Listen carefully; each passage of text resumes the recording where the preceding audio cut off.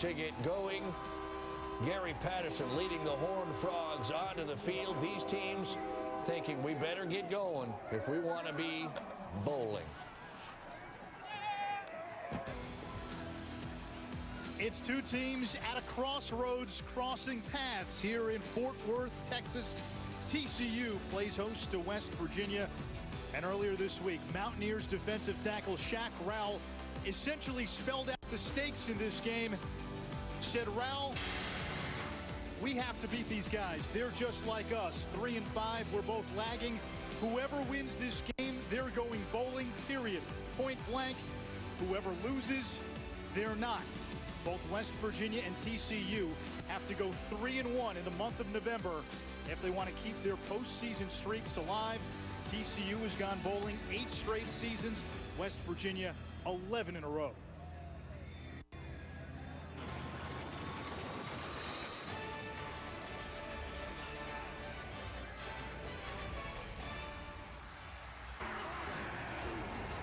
That was the prologue for the All-State Game of the Week.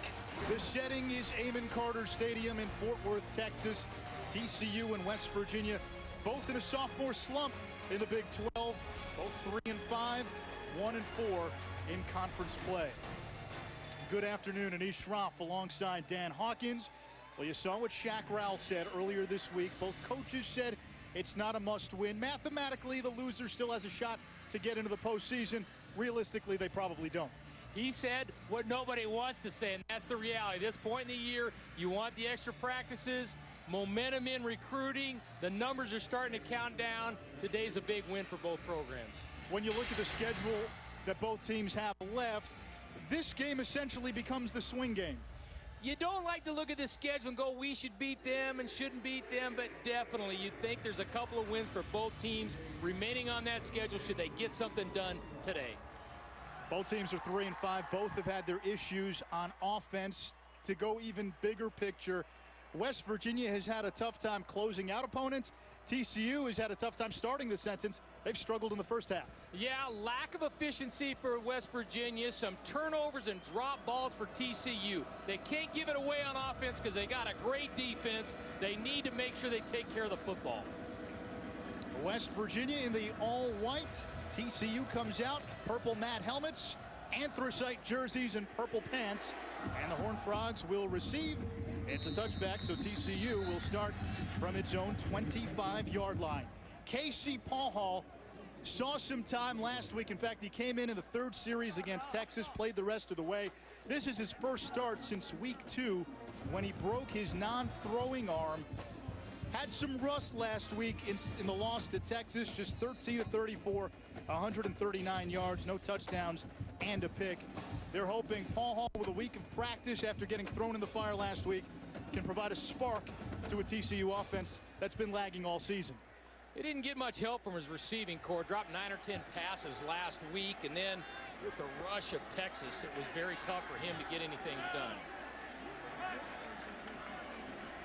Paul Hall to throw on first down. The pass is tipped, intercepted by Nick Kwiatkowski, and we've got our first turnover of the game on the very first play. Following the same recipe that's plagued them in the past, as we mentioned before we came on, very good on defense. You're going to see it get a little rush up here. And he tapped ball, hit by Kyle Rose starting today for the first time, but great TCU defense, but tough to start when you're backed up in your own red zone.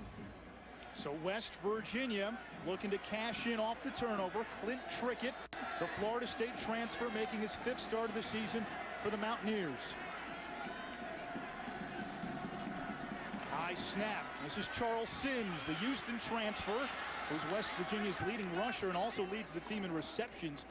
And that's a gain of 9. Hawk for Trickett. Communication from the sidelines running the offense. It's been an issue at times.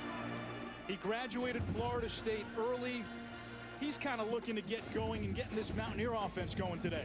Not going to help. We learned earlier that Ronald Carswell, one of the receivers, not starting, not playing because of a team rules violation, but he needs to be more efficient. Clint Trickett's got to deliver the ball. Here's Sims. And he picks up a West Virginia first down, but hang on, there's a flag on the play. West Virginia really struggling in the red zone, and usually that's because of a lack of a power running game. Offside, number 25 of the defense, lined up in the neutral zone at the snap. 5-yard penalty from the previous spot. First down.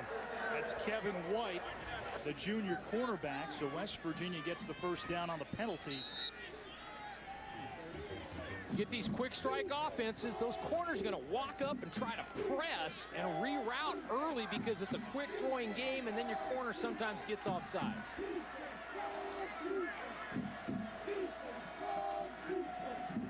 On 1st and goal, this is Sims again, and he's tackled by Jonathan Anderson after a gain of 2. It'll bring up 2nd down and goal.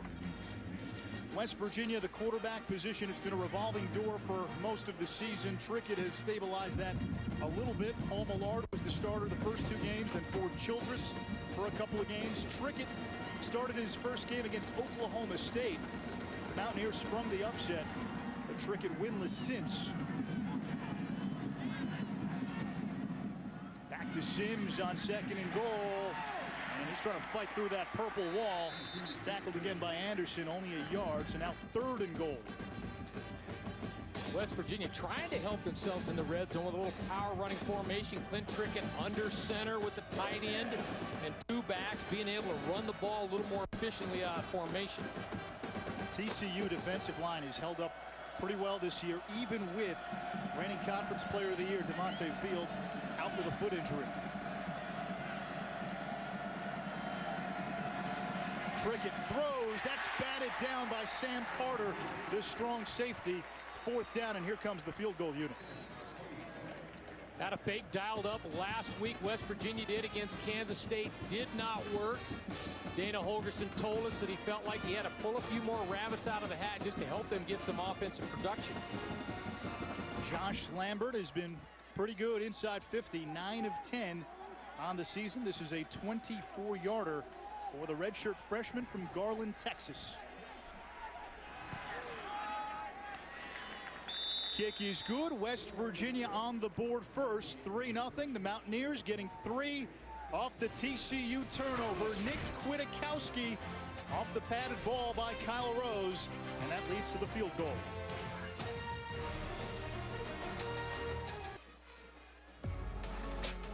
TCU's path to the Big 12. It's been a long and windy one. We'll pick it up in 2010, where the Horned Frogs accepted an invitation to go to the Big East. In 2011, finishing that season with aplomb. 2012, TCU went 7-6, 4-5 in the Big 12, and then 3-5, 1-4 in the Big 12 this season. They were originally a part of that Southwest Conference, now defunct. Didn't get the Big 12 invite when a lot of those Southwest schools went to the Big 12, jumped around the WAC, Conference USA, the Mountain West, and now in the Big 12. And Gary Patterson's team, the first half has been a struggle. Only 5 offensive touchdowns in the first half all year. They've been shut out in the first half in 3 of their 5 conference games. They opened it up against Texas, had a double pass, and ended up throwing a touchdown last week against Texas, but 3 previous games really inept. Here's B.J. Catalon. He took a kickoff back for a touchdown against LSU in the season opener. Out of bounds near the 30-yard line, and that's where the Horned Frogs will start their second drive. The first drive, Hawk, lasted just 1 play. Casey Paul had his pass tipped and intercepted. Well, the offensive line has really struggled. The starting right tackle quit before the season. Guard has to quit because of injuries. That leaves you very thin anyway, and that's the big issue offensively for TCU, is getting the offensive line to protect the quarterback and being able to open some holes and get the running game going. TCU without wide receiver Brandon Carter today, out for personal reasons according to the team. On the ground here on first down, and not much room for Wayman James, who was the team's leading rusher in 2011 and missed most of last season with a torn ACL. Number 98, Will Clark for West Virginia, getting up there. He's a real force, leading their team in sacks, and I think they can get pressure on both sides with Golson as well. West Virginia was in 2 deep, only playing a 7-man box here, so the numbers say run it, but you got to be a little more efficient than that. B.J. Catalon into the game is running back. Mountaineers bring pressure. Paul Hall completes to the freshman Ty Slanina, and a speedy Slanina picks up a first down. Finally brought down by Darwin Cook after a gain of 13. Great job by Casey being able to see the pressure. West Virginia changing late, rotating down late. Nice identification by Casey Paul Hall. With the issues TCU has had up front, Hawk, how does that affect the offense when you're not getting the initial protection? It's a lot of problem because it forces you to go to the quick game like they did there. You're limiting your running game. Paul Hall back to the air, wide open over the middle, David Porter. And he's got another first down for TCU. One thing TCU is looking for is a go-to wide receiver. They haven't had one all season.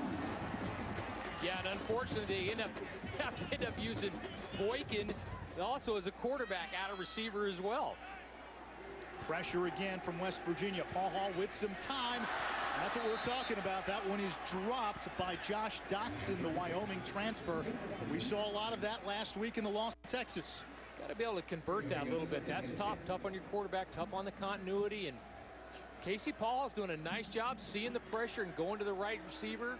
He's got to be able to make a play.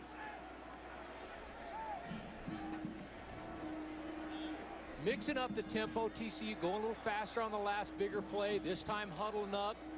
A little more effective getting into some complicated running games and protections when you huddle.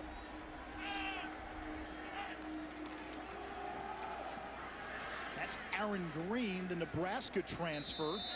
And he picks up 3. It's going to bring up 3rd down and 7. TCU on the season has struggled on 3rd downs 29%.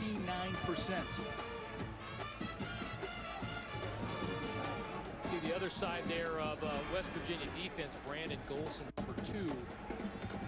I think between he and Clark, probably 2 of the better ends in the league just in terms of their ability to get up the field and disrupt the offense. We've got a timeout with 10:37 to go in the first quarter.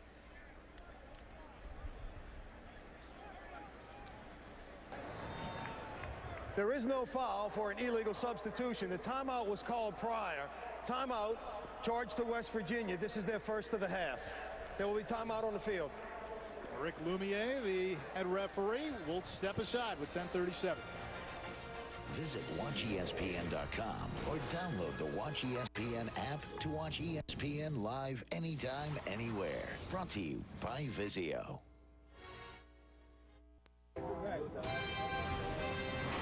ESPNU College Football All-State Game of the Week.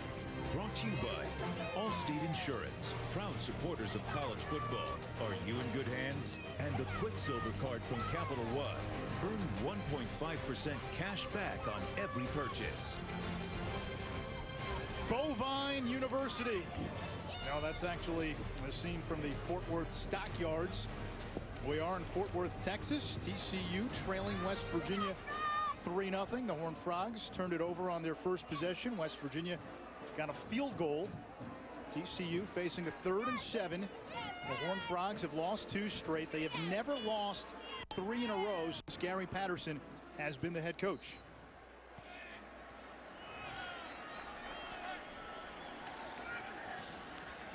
Paul Hall throws, completes near side. Ladarius Brown. And he's got a first down, finally wrestled out of bounds by Travis Bell. Brown has come on of late for TCU. 13 catches entering today in his last 2 games, just 10 in TCU's first 6 games. Much better protection by TCU. West Virginia running a cross stun on both sides of the defensive line, but picked up well, and Casey being able to deliver the ball without somebody in his face. This is Aaron Green. And he picks up 3. Green got the start last week against Texas. B.J. Catalon and Wayman James did not play in the first quarter of that game due to a violation of a team rule.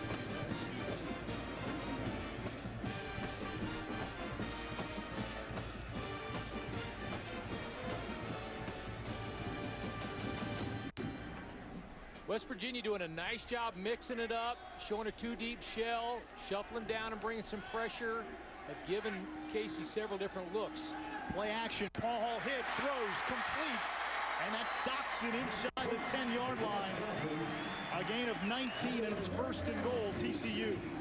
Casey got hit right at the end of this. Nice job delivering the ball. A lot of teams in the country doing that, faking that outside run that affects the outside linebacker, and then being able to throw the seam route in behind. There's Gary Patterson, 61-12 at home as the head coach at TCU. Came here as a defensive coordinator under Dennis Franchione and took over after a few years as the head coach.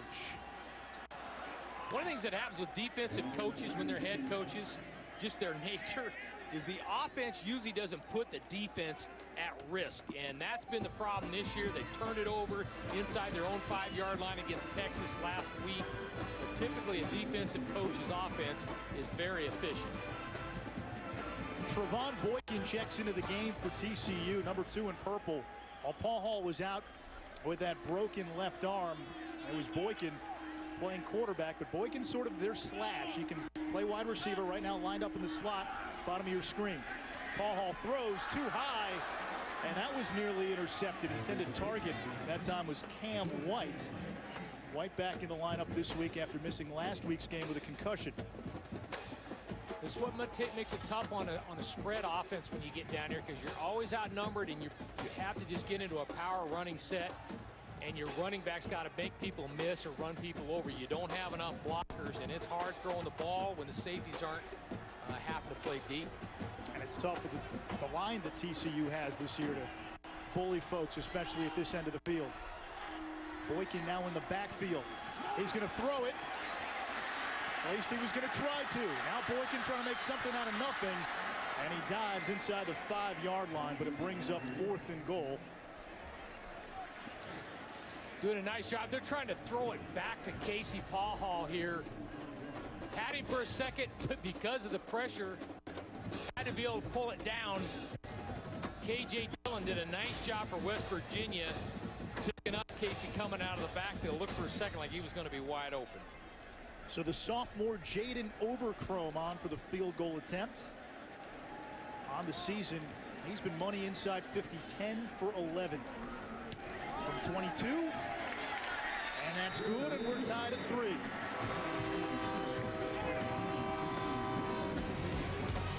So TCU marching downfield on its second possession, comes away with a field goal.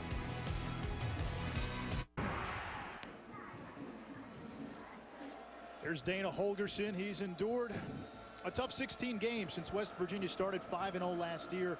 The Mountaineers are just 5-11. So much lost on offense with the departures of Geno Smith, and Stedman Bailey, and Tavon Austin. Kick bounces out of the end zone. West Virginia starts at its own 25-yard line. And really replacing those guys, they've had to piece together almost a Frankenstein offense. Quarterback Clint Trickett came from Florida State. Charles Sims was at Houston last year. Dreamus Smith, the backup running back, a JUCO guy. 3 junior college guys who figure prominently at wide receiver. Carswell not playing today. Dakeil Shorts played high school ball last year. Then you bring in 3 new offensive coaches. It's tough to have any sort of continuity. Yeah, it's hard. They said it's just weird looking out on the field and seeing nobody from last year on this year's team.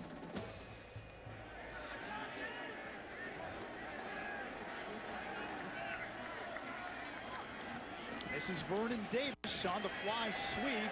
And Davis gets a yard. It'll bring up 2nd down and 9. Jonathan Anderson, the former safety, now a linebacker on the tackle. You see TCU making an adjustment right on the motion. Gary's just such a great teacher, Gary Patterson, on defense. They don't just play a defense, they defense plays. And every little indicator you give, they're onto it. As soon as they went in motion, they were in a total fly sweep adjustment defensive pattern. Trickett to throw on 2nd down, well short of his intended receiver, Mario Alford. Alford part of that junior college triumvirate at wide receiver along with Kevin White and Ronald Carswell. Alford getting the start today with Carswell suspended because of a violation of a team rule.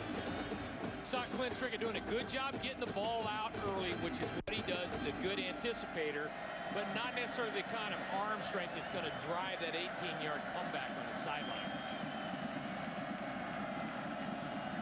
Trickett 1 for 3 in the game so far. Throws over the middle. That's caught. It's the true freshman, Da'Keil Shorts, and he takes it to the 40-yard line, a gain of 14. Great job seeing the adjustment and the roll of the coverage on the back end.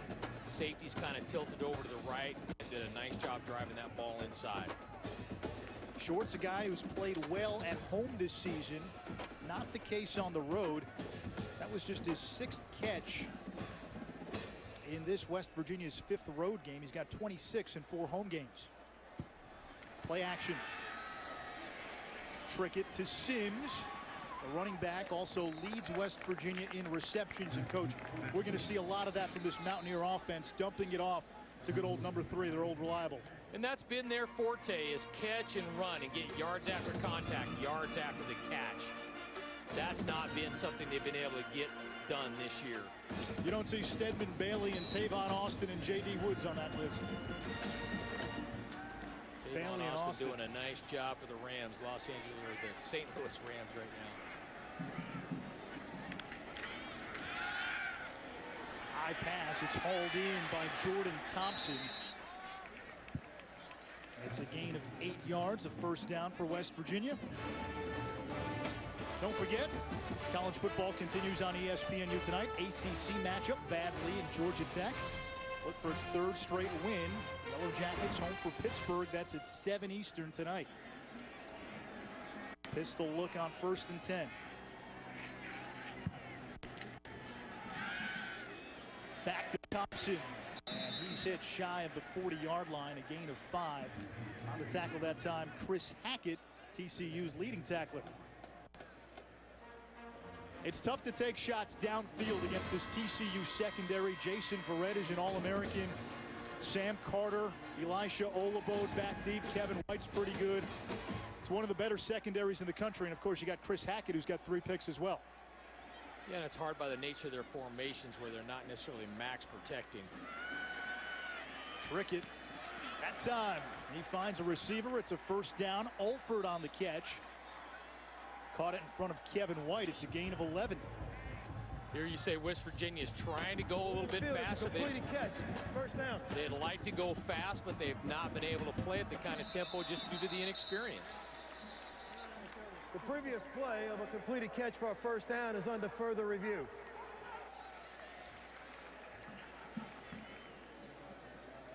It's tough. You want to get it right, but kind of disrupts the flow of the offense. Oh, I think that's coming back. Not sure he had control. Well, we'll see if they can get 12 out of 12 jurors to approve that. It can't be 11 out of 12. It's got to be a unanimous decision. It's got to be indisputable video evidence to overturn the call. But right there, yeah, looks like Alford's juggling the ball and it hits the ground. You talked about tempo, Hawk, with Clint Trickett. That's been the issue, communication from the sideline and running this offense at the tempo Dana Holgorsen is used to. Well, and then you have all those new receivers, too. So everybody's trying to get on the same page. And, you know, typically in this type of offense, your quarterback can control the routes on both sides with hand signals and or be able to see the adjustments by the defense and do different things. So trying to get all 11 guys on the same page is tough when you're going fast. And you think of it from the perspective of the skill players. They've had to adapt and adjust to 3 quarterbacks this season. Yeah, definitely a little bit different that way as well. You know, the beauty is, again, a guy like Gary Patterson, when you play against great defensive coordinators and you are a huddle team and you get into formations, they're going to dial you up. They're going to have an adjustment for everything you have. So going fast sometimes at least helps limit what the defensive coordinator can do to impact your game plan offensively. We're kind of entering that side of the field here down in the red zone. West Virginia has really struggled down here again. Unable. They gave the ball to Sims 3 straight times before they kicked the field goal last time. But this is where, again, you got to have a running game that can break tackles and run into safeties and get some stuff done. After review, the ruling is that it was an incomplete pass. The ball will be returned to the previous spot, which is the 41-yard line It'll be third down. Love the fact they got it right. I'm lobbying for a live official in the booth with a headset, guys wired up, watching it just like we're watching it, talking, communicating, so we don't have to stop and have indisputable evidence. That's what I'm lobbying for. Need a petition? I can get you one. You're the man. You're the man. 3rd and 6 now. West Virginia on the season, 30% on third downs. Empty look as Sims goes wide. Trickett hit as he throws it. Incomplete. That time TCU brought the corner blitz with Jason Verrett, the All-American. You're going to see Jason Verrett going corner blitz coming from the boundary here on the right-hand side of your screen. Does not get picked up, just a little bit late. Verrett is semifinalist for the Thorpe Award. That's given to the best defensive back in college football. Nick O'Toole goes by the nickname Boomstash. He's on punted away.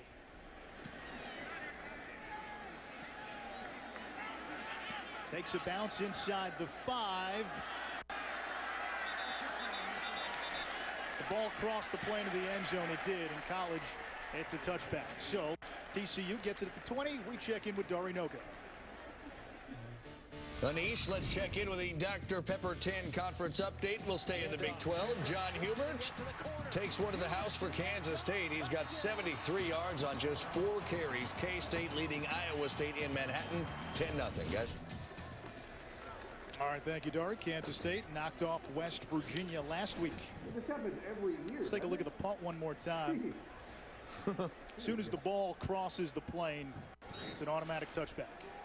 Yeah, and as soon as you step in the end zone and hit it, it becomes a touchback. Trayvon Boykin in the game at wide receiver for TCU. On first down, that's B.J. Catalon, and he's across the 30-yard line to the 31, a gain of 11. And a first down for the Horned Frogs. Doing a good job seeing two deep coverage, being able to hand the football there and running against advantageous numbers.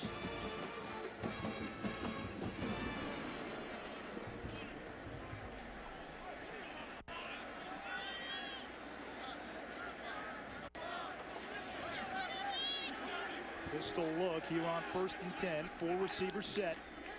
Paul Hall to David Porter. Gets a block. And then he gets out of bounds. Marked out at the 39-yard line. It's a gain of 8.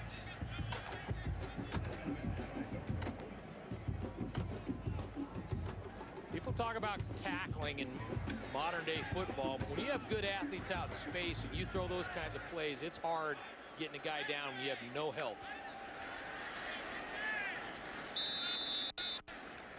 B.J. Catalon on 2nd and short.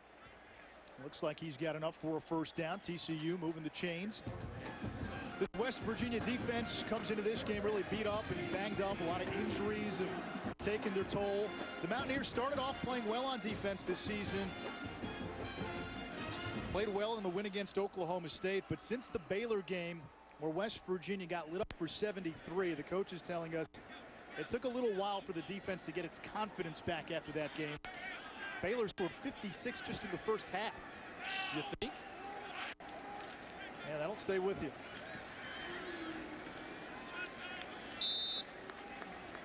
Jared Barber on the stop as B.J. Catalon picks up 2 more.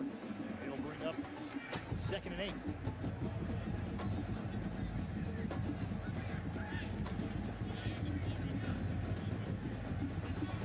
Shuffling going with the defensive line. That's one of the difficulties in the no-huddle offense is they really wear that group up front out. Normally you want your defensive linemen playing 3-4 plays maybe. Get on these big drives, it's tough. Safety blitz picked up by TCU. Paul Hall taking a chance deep. Doxson makes the catch inside the 20-yard line. Great protection, good job picking it up. See right here, stepping up, good block. Casey Paul giving Dotson a chance to make the play. You Ishmael Banks on the coverage. Dotson doing a nice job holding him off a little bit there with his hand, then going up and making a play. When these two teams played last year, it was Banks who was burned on that 94-yard touchdown in the final 2 minutes of the game that allowed TCU to tie it, send it to OT, and the Horned Frogs ended up winning in double overtime. Here's Boykin on the screen. Trayvon Boykin tiptoeing the sideline. He's going to be marked out at the 11-yard line. It's a gain of 9. West Virginia had numbers out there. There were 3 defenders on 2 receivers. Shows you how strong they feel about throwing it out there anyway. And just here's your missed tackles. And they threw that play last week and were able to go double pass against Texas for a touchdown. With Trayvon Boykin in the game, it opens up the playbook for this TCU offense. Here's Catalan. Got a couple, enough for the first down.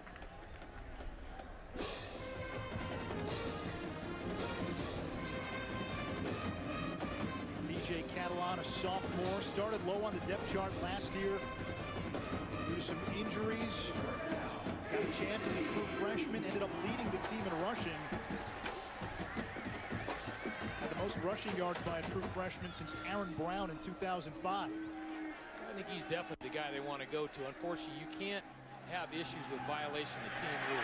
Paul Hall, touchdown pass to Dotson, and that's Casey Paul Hall's first touchdown pass of the season.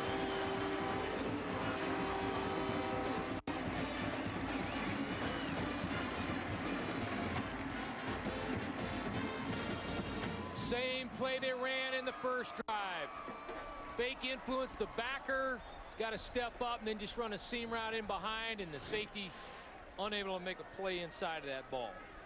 Big first quarter for Josh Dotson, a transfer from Wyoming. 3 catches, 66 yards. Point after is good. Casey looks comfortable in the saddle. And his first start since week 2. It's Dotson long downfield and then short for the TD.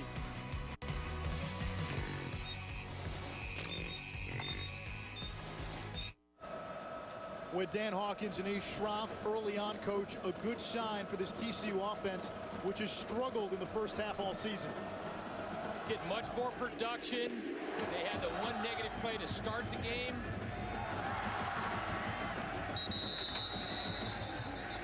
But have stayed in manageable situations. The running game's not been great, but somewhat effective. And then the big play to Dotson. Casey Paul Hall has looked much better this week than last week. This is technically his first start since week 2. He came in on the 3rd series a week ago. 8 of 11 with a touchdown pass in the early going. Doing a nice job getting the ball out early. And explosion plays you have right there. Expect West Virginia to take maybe a shot on this drive. We haven't seen that yet.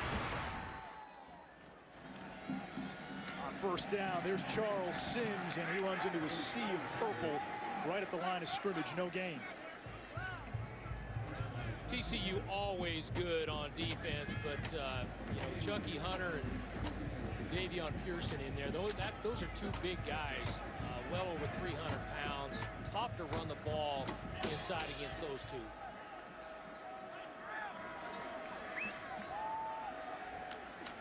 Play action. That's caught by Kevin White, makes a couple of guys miss. Still on his feet, and he fights to the 30 for a gain of 5. It'll bring up 3rd and 5. Kevin White's the guy coaches say can be the best receiver on this Mountaineer team. He's been better of late, but inconsistent for most of the season. A little slippery. TCU did a good job, and that's where those screens to throw a 5-yard pass and you get the 70-yard gain. You get those experienced guys that got some skills.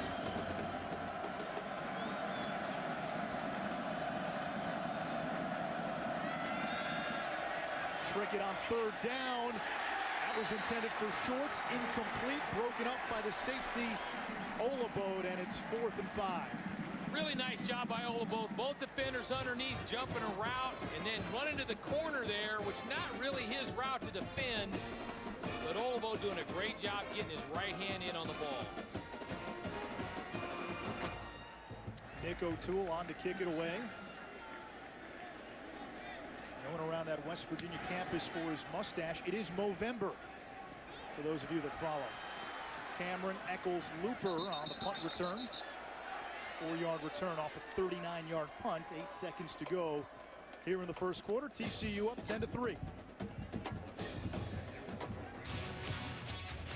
Not far from Amon Carter Stadium, Texas Motor Speedway, as the Sprint Cup Series starts to wind down. Jimmy Johnson and Matt Kenseth locked atop the chase standings.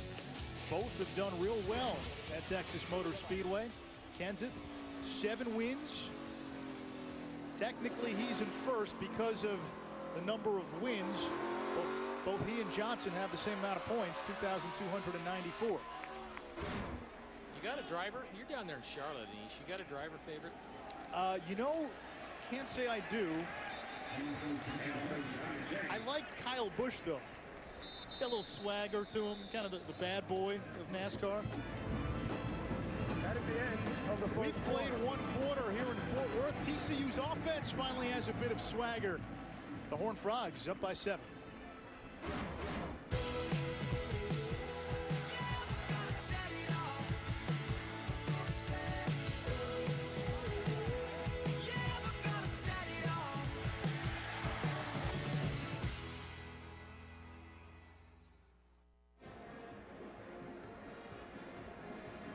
About ready for the start of the second quarter here at Amon Carter Stadium. TCU leading West Virginia 10-3.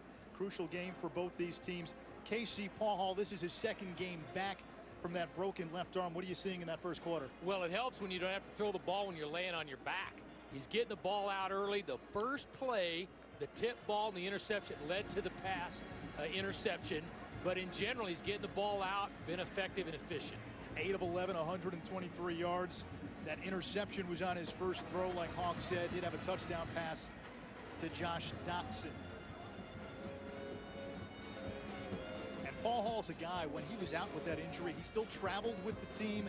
Coaches telling us he was really a leader when he was on the sidelines, and he's a kid who's matured quite a bit over the last couple of seasons. It's one of the great things you see in college football. He's not going to be the first guy who's a little bit of a knucklehead when he first went to college. You learn from it, you grow, come back on the second chance, you kind of develop into a better man. Empty look as Jordan Moore goes wide. That one deflected, and it's incomplete again in the direction of Doxson. He was covered by the true freshman Darrell Worley. Good job coming off his first read, and a really good spot to throw the football. You want to throw it down and away on the hip, and just got a little bit deflected there. Think about Paul Hall's path. Last year he left the team after 4 games to get help for substance abuse.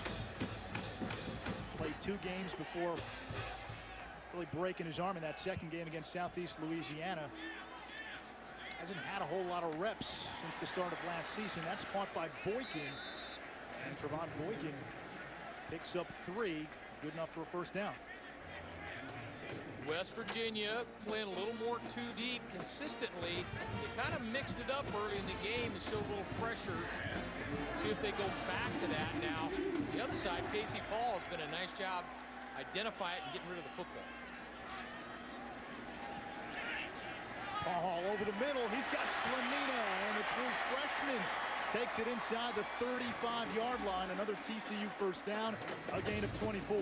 Casey Paul Hall took a shot right here.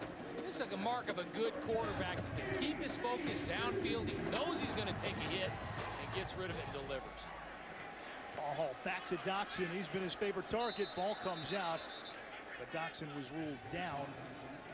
It'll bring up second down. Great job by Darrell Worley, number 7. West Virginia breaking on that ball right away. Now, sometimes you get the pump and go there. Offense once again on the move, and as we said, scoring in the first half has been a struggle. Less than a touchdown in the first half on average coming into today. Already 10 points, looking for more inside the 35-yard line. Both offensive coordinators spending a lot of time up at night. Catalan's got a seam, and he's got a Horned Frog first down, a gain of 12 for the sophomore from Houston. The old much maligned offensive line for TCU hanging in there, starting to provide some cracks. Catalan getting a few more pops. Must have been doing what he was supposed to be doing this week and wasn't in the doghouse. They need him to be effective. TCU in the second quarter in the last 4 games has been outscored 37-3. Looking to flip the narrative here. Low snap. Here's Boykin. And Trevon Boykin takes it to the 15-yard line, a gain of 8.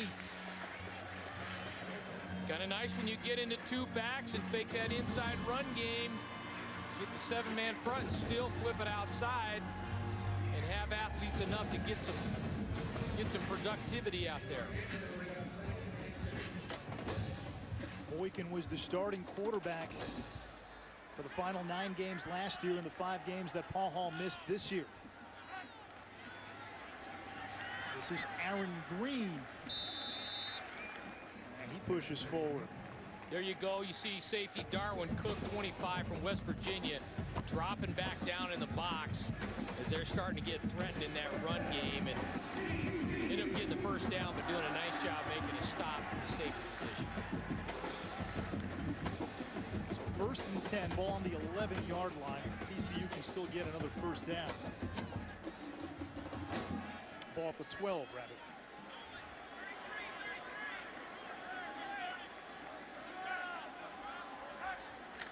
Again, safety blitz. Paul Hall hit, throws, complete, touchdown, David Porter.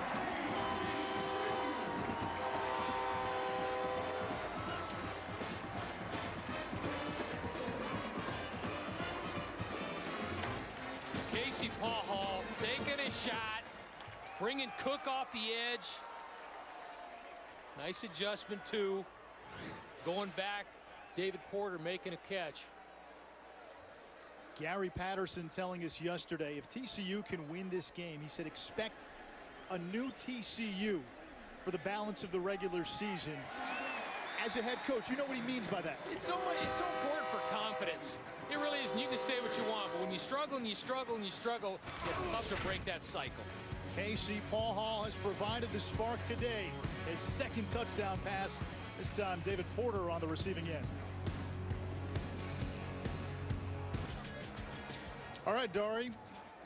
Dari's an Oklahoma alum. When TCU played Oklahoma, they had 17 total yards in the first half. KC Paul Hall shaking off the rust from last week.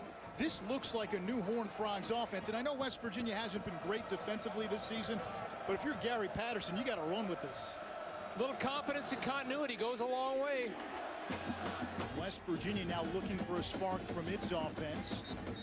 No chance to return this kick, but Casey Paul Hall, he's been the story of this first half. Well, credit, I think, the play calling, because a lot of quick throws, a lot of reads where he's got to run and throw off of it. He is taking some shots, which I think probably concerns the TCU staff, but he sure is delivering. 192 total yards on offense for TCU. 2 offensive touchdowns in the first half.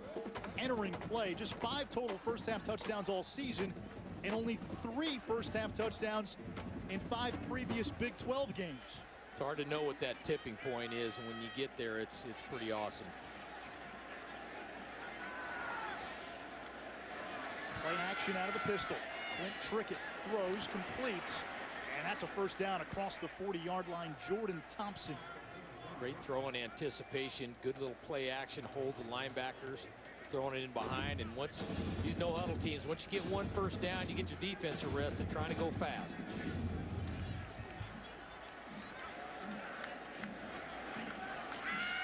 Again off play action, Trickett throws too high, intended for Mario Alford. Kevin White on the coverage for TCU. Both teams have a Kevin White. West Virginia number 11, the wide receiver. For TCU number 25, the defensive back. Good place to go with the ball there. Trickett's feet just off a little bit, hence the ball going high. Not a lot of complexity on both sides defensively. TCU probably just with a little better overall talent level across the board. TCU shows blitz. Run play. Dreamus Smith struggles just to get back to the line of scrimmage. Smith, a JUCO guy. We talked earlier. A lot of guys who have prominent roles on this West Virginia offense were playing elsewhere last season. Junior college, another FBS school, or high school. Little different atmosphere down here in Amon Carter. First time we saw some pressure from TCU in a while. Big play right here for West Virginia. They got to get some continuity on offense because TCU's getting it going. Sims split wide. Trickett chased. Under pressure, and down he goes, sacked by Jonathan Anderson.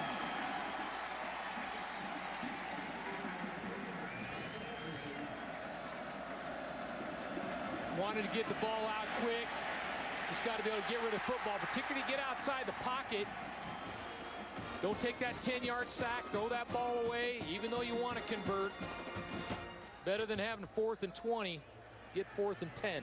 For all the offensive struggles TCU has had this season, defensively they've been sound. They came in leading the Big 12 in sacks and interceptions. There's Cameron Eccles, looper, and he's tackled as he gets across the 25-yard line. A good 47-yard punt by Nick O'Toole. Casey Paul gets another chance to add to what's been an impressive first half when we come back.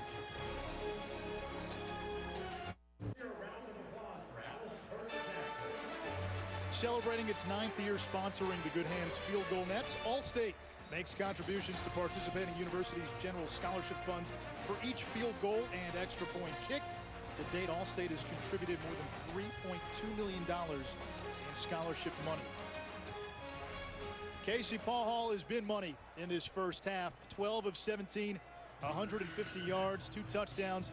Did throw the pick on a tip ball on his first attempt of the game.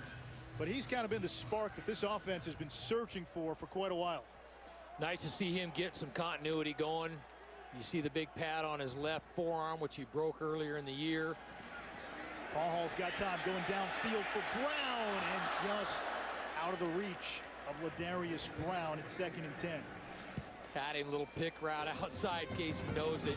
You get that one-on-one outside, you just like to get the ball up and give your guy a chance. Nothing else, you get the PI. Yeah, he knows it. You had to think that was coming. I thought West Virginia might try to throw deep last drive as well. You keep throwing the ball underneath, and then you try to take a shot over the top. See if West Virginia continues to bring some pressure here. They got to Casey a little bit. TCU runs it, and it's Aaron Green with a gain of 9, close to a first down. It'll bring up 3rd and short. TCU did end up blitzing Jared Barber there. Unfortunately, they were able to get a blocker on him and get a crease just outside, but they're getting a few hits on Casey from the last few drives. Try to blitz, get a turnover. TCU has been running it primarily in these 3rd and short drives, with giving him an opportunity to throw it off. Paul still got that sleeve on the left arm. That was the one that he broke. Green can't break the line of scrimmage, and it's going to bring up 4th down. Great job by Nick Kwiatkowski getting out there, scraping over the top. That's a big stop. Kind of think TCU might be in danger really getting it going if they convert and score on this drive. So credit West Virginia defense for coming up with a big play. Ethan Perry on to punt it away for the first time. TCU 3 scoring drives. The first drive ended in an interception. Jordan Thompson back deep to return the punt. And he falls forward as he gets across the 10-yard line. 54-yard punt, just a 1-yard return.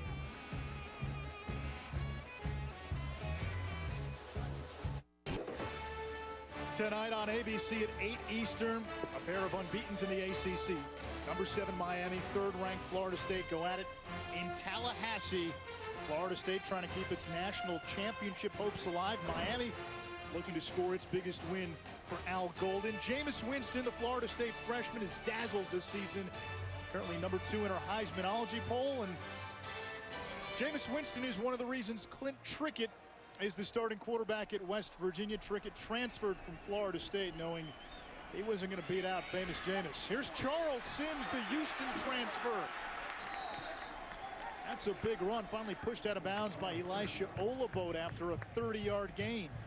I was just going to comment that TCU's been in a two-deep, playing kind of a six-man box, and had success against the running game of West Virginia, and that doesn't bode well, so they finally were able to crack that. That should help get some extra defenders so they can throw the ball down the field a little bit better.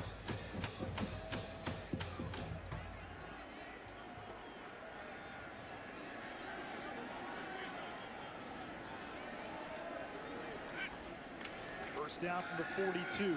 Trickett to the air off play action. He's got Alford downfield. Finally brought down by Kevin White at the 30-yard line. A gain of 28. So the big plays coming from this West Virginia offense. Boy, that was a nice setup by Dana Holgorsen and the offensive staff. Play action. TCU had to go with the seven-man box after the big running play. They're able to throw the ball over the backers into that seam. This time it's Sims. He's got another hole, and there goes Charles Sims into the end zone for his 5th rushing touchdown of the season. Same play they showed just a little while ago. They found a nice little wrinkle with a little edge outside running scheme to the tight end. Going to see over here, block down, pull that guard around all the way outside, and no support player. Gary will get that handle on the sidelines, I'm sure. That's the first time they've seen those two types of plays in this game. How about that? A 3-play, 87-yard drive. That screams vintage Dana Holgorsen. Point after good, 17-10. West Virginia cuts into this TCU lead, and Dana Holgorsen gets some positives. Big for the confidence. Out of this offense, yeah. You got a team that's coming in here on a 3-game losing streak. You're on the road. You're on the loan last week. You needed something big to happen. And they got 3 big plays on that last drive. It started with Sims. It ended with Sims. You see that same play, pulling the guard around. TCU in a 2-deep look. Don't have a force player. Good adjustment coming off of that. Then back to that same exact play going to the other side. Sims in the ball game, 6 carries, 71 yards. 60 of those yards coming on that last drive. A transfer from Houston. Sims graduated in May, came to West Virginia in July. Dana Holgorsen called it a business decision. Holgorsen actually recruited Sims to Houston. Holgorsen was the offensive coordinator with the Cougars during Sims' freshman year in 2009. Coach Levine, Houston putting up some big numbers. I'm not sure if they're missing him too much down there. Wayman James with a good return. TCU 3 scoring drives in this first half. 223 total yards. Really a positive sign for this Horned Frogs offense, which hasn't had much to hang their collective heads on this season. Running game got going a little bit better last drive. They were able to get a completed or an opportunity for completion over the top on a big play. We'll see if they go back to that again. Hall throws, juggled and caught by Brown, who picks up 6. It'll bring up 2nd down and 4. Still 2 deep. Look from the West Virginia defense. They got a stop last time and were able to get them 3 and out. But they've been getting a few hits on Casey Paul Hall. See if they bring some pressure at some point in this drive.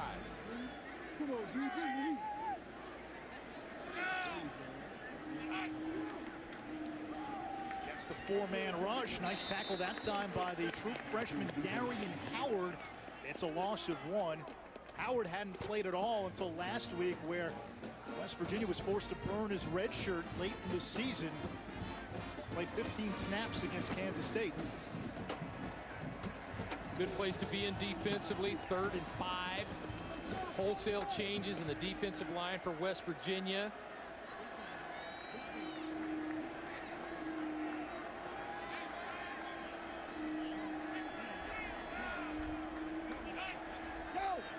safety deep. Paul Hall under pressure. Gets it to Slanina. And it looks like he picked up enough for the first down. It's a good spot. Boy, Casey Paul Hall taking another hit in and up on the ground and being able to deliver. This is what kind of separates, you know, the average quarterbacks from the good ones. The guys that can deliver, get knocked around, you're a little bloodied, you're a little bruised, can keep your focus. That's impressive. And he's got to know that's coming given the state of this TCU offensive line. Boykin near side, pushed out of bounds by Worley. A gain of 4. You do wonder, though, how many hits can he keep taking? Well, he's got the big black pad on his left forearm. I'm sure he's got some other pads going on, but he's a tough kid. He's been through some mental battles and some physical battles, and his leadership showing here today. That's one area where coaches say he has improved leaps and bounds. His leadership ability as Catalan goes wide. Again, the pressure. Paul Hall hit. It's a fumble, and it's recovered by West Virginia. Rolling on the field is an incomplete pass. Nope, it's an incomplete pass. Didn't initially blow the whistle. Took another shot. Arm was going forward. Brandon Golson, number 2. They end up bringing 6. 6 rushers, and he gets there. Arms going forward. Yeah, I think that's a good call by the officials. Yep.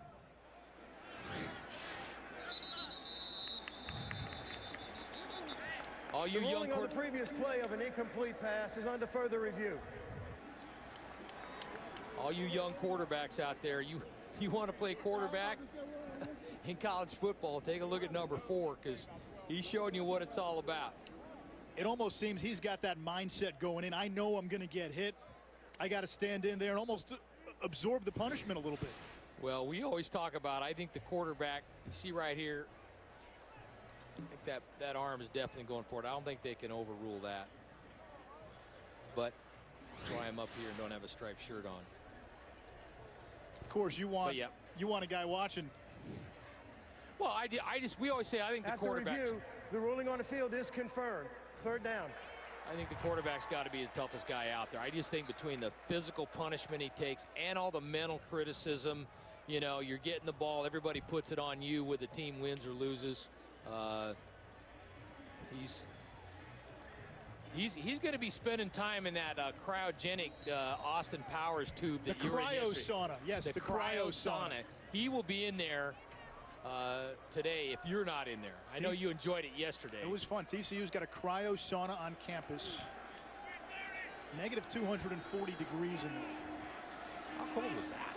It was cold. I wasn't wearing much either. Paul Hall throws. That ball is tipped and nearly intercepted. He wanted Boykin. KJ Dillon, the sophomore from Apopka, Florida, on coverage. Good job by Dillon. Here you go. They're bringing 6 rushers again. Trying to get to Casey. You see he's been bumped around plenty of times, even when he's getting the ball off. Throws this one for a touchdown, but he ends up with grass on his back. And they come after him again, and kind of thought they might, because you need to disrupt the offense a little bit somehow. Ethan Perry gets the punt off.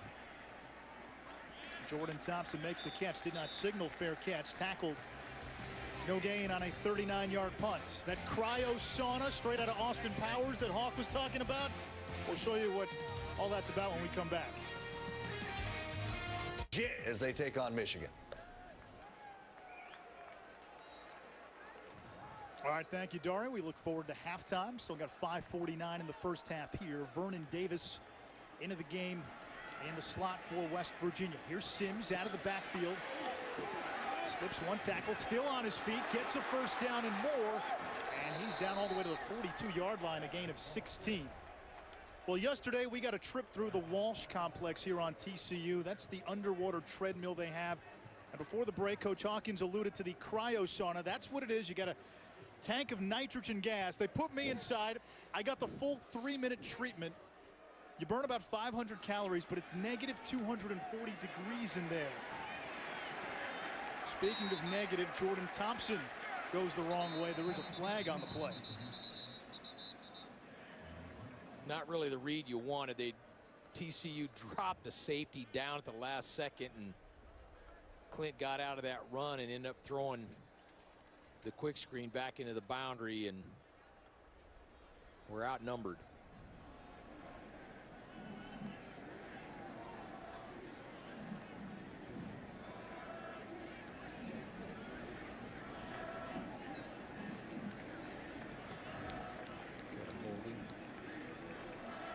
Rick Lumiere is our head referee.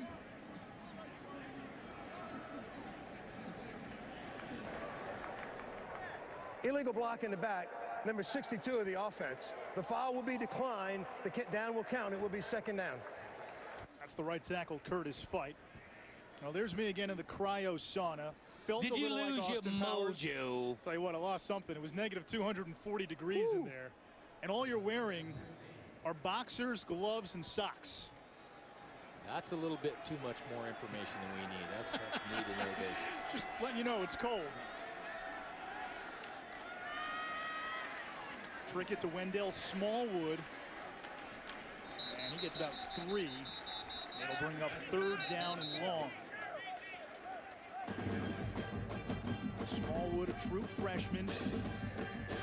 Seen his playing time decrease after getting some more reps earlier in the season. This is where it becomes a little bit tougher in a one-back set.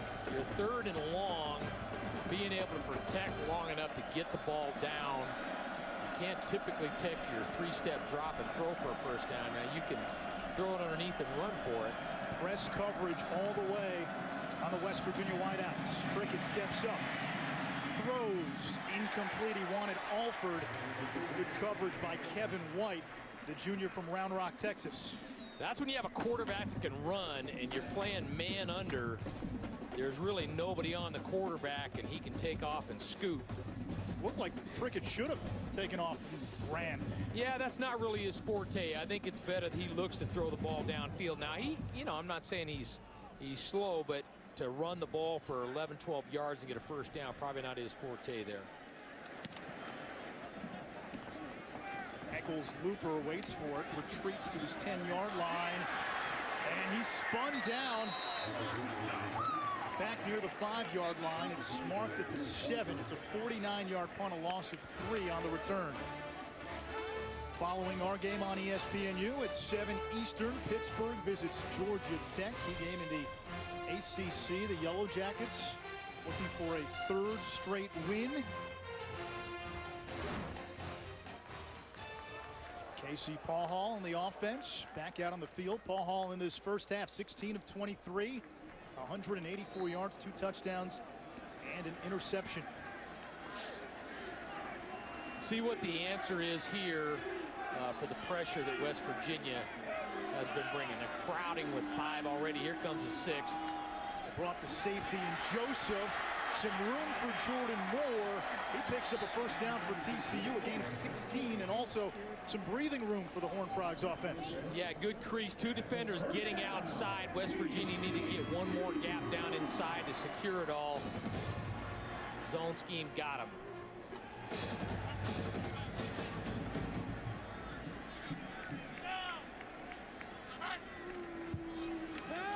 Hall throws. He's got Boykin, and Boykin dropped the ball. Closing quickly on him that time, number 9, KJ Dillon. Ooh, that was close. Now they're starting to jump those quick screens. Let's see if you got a little double pass up your sleeve or a little and go in your game plan. When they start jumping it like that, you usually have to have some kind of an answer. That's West Virginia really closing. Good job by TCU going with a double count here, changing the play, veteran quarterback. That's something West Virginia maybe hasn't been able to do. Dillon showing blitz. Here he comes. Paul Hall downfield for Brown. There's a flag on the play. Banks had his hand on Brown's jersey. Nice adjustment by TCU staff and Casey Paul. That's the first time this game where West Virginia's really crowded the line of scrimmage. TCU was able to get into a pass interference. Defense number 34. The foul will be enforced from the previous spot, 15 yards, first down. Ishmael Banks flagged as he could not stay with Ladarius Brown and had to grab the jersey. Boy, I don't know. Defensive coaches around the country are going, that's not right. Oh, that was a close one. First penalty of the game for West Virginia. It gives TCU a first down at the 38-yard line.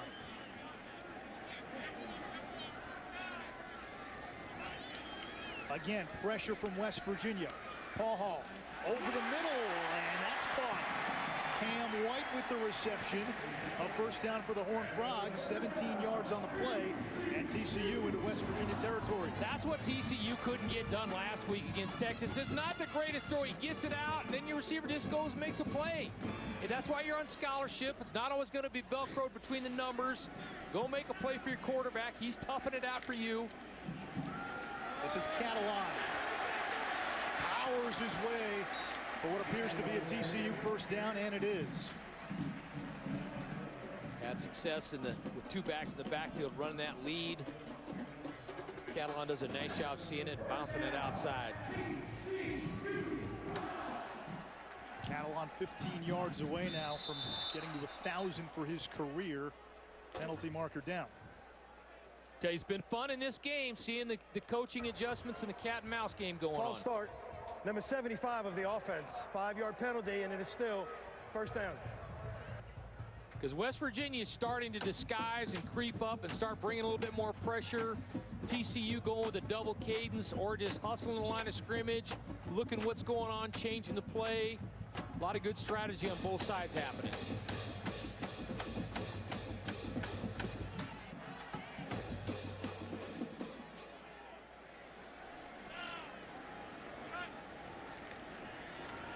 Paul throws incomplete, intended for Porter.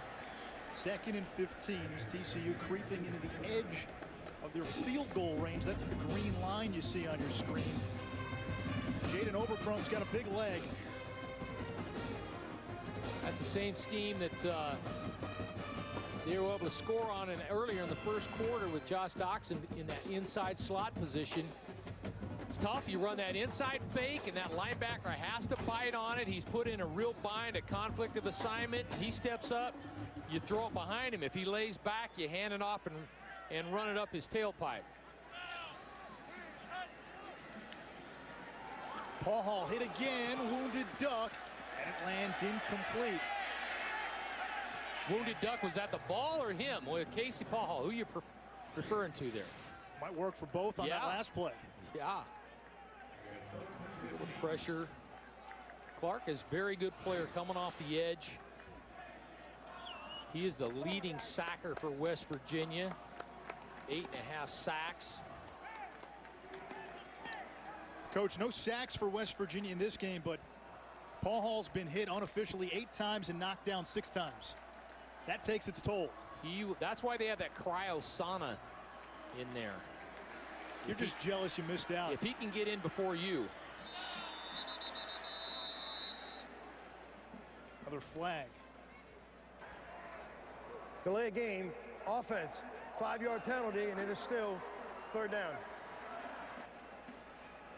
All right, so now 3rd down and 20. You got a kicker who's got the leg where he can maybe drill one from 53, 54, 55. What's the call here? Well, I don't think you don't want to be stupid, but I think you have an opportunity to throw the ball underneath and then maybe run for that mark where you can get not necessarily a first down, but pick up 10 yards and get yourself into field goal range. This is the first timeout of the first half called by TCU. This timeout shall be 30 seconds. Timeout TCU with 2:26 to go. Casey Paul Hall's had a pretty good first half. 17 of 27, 201 yards, a couple of touchdowns, but he has taken a beating back there.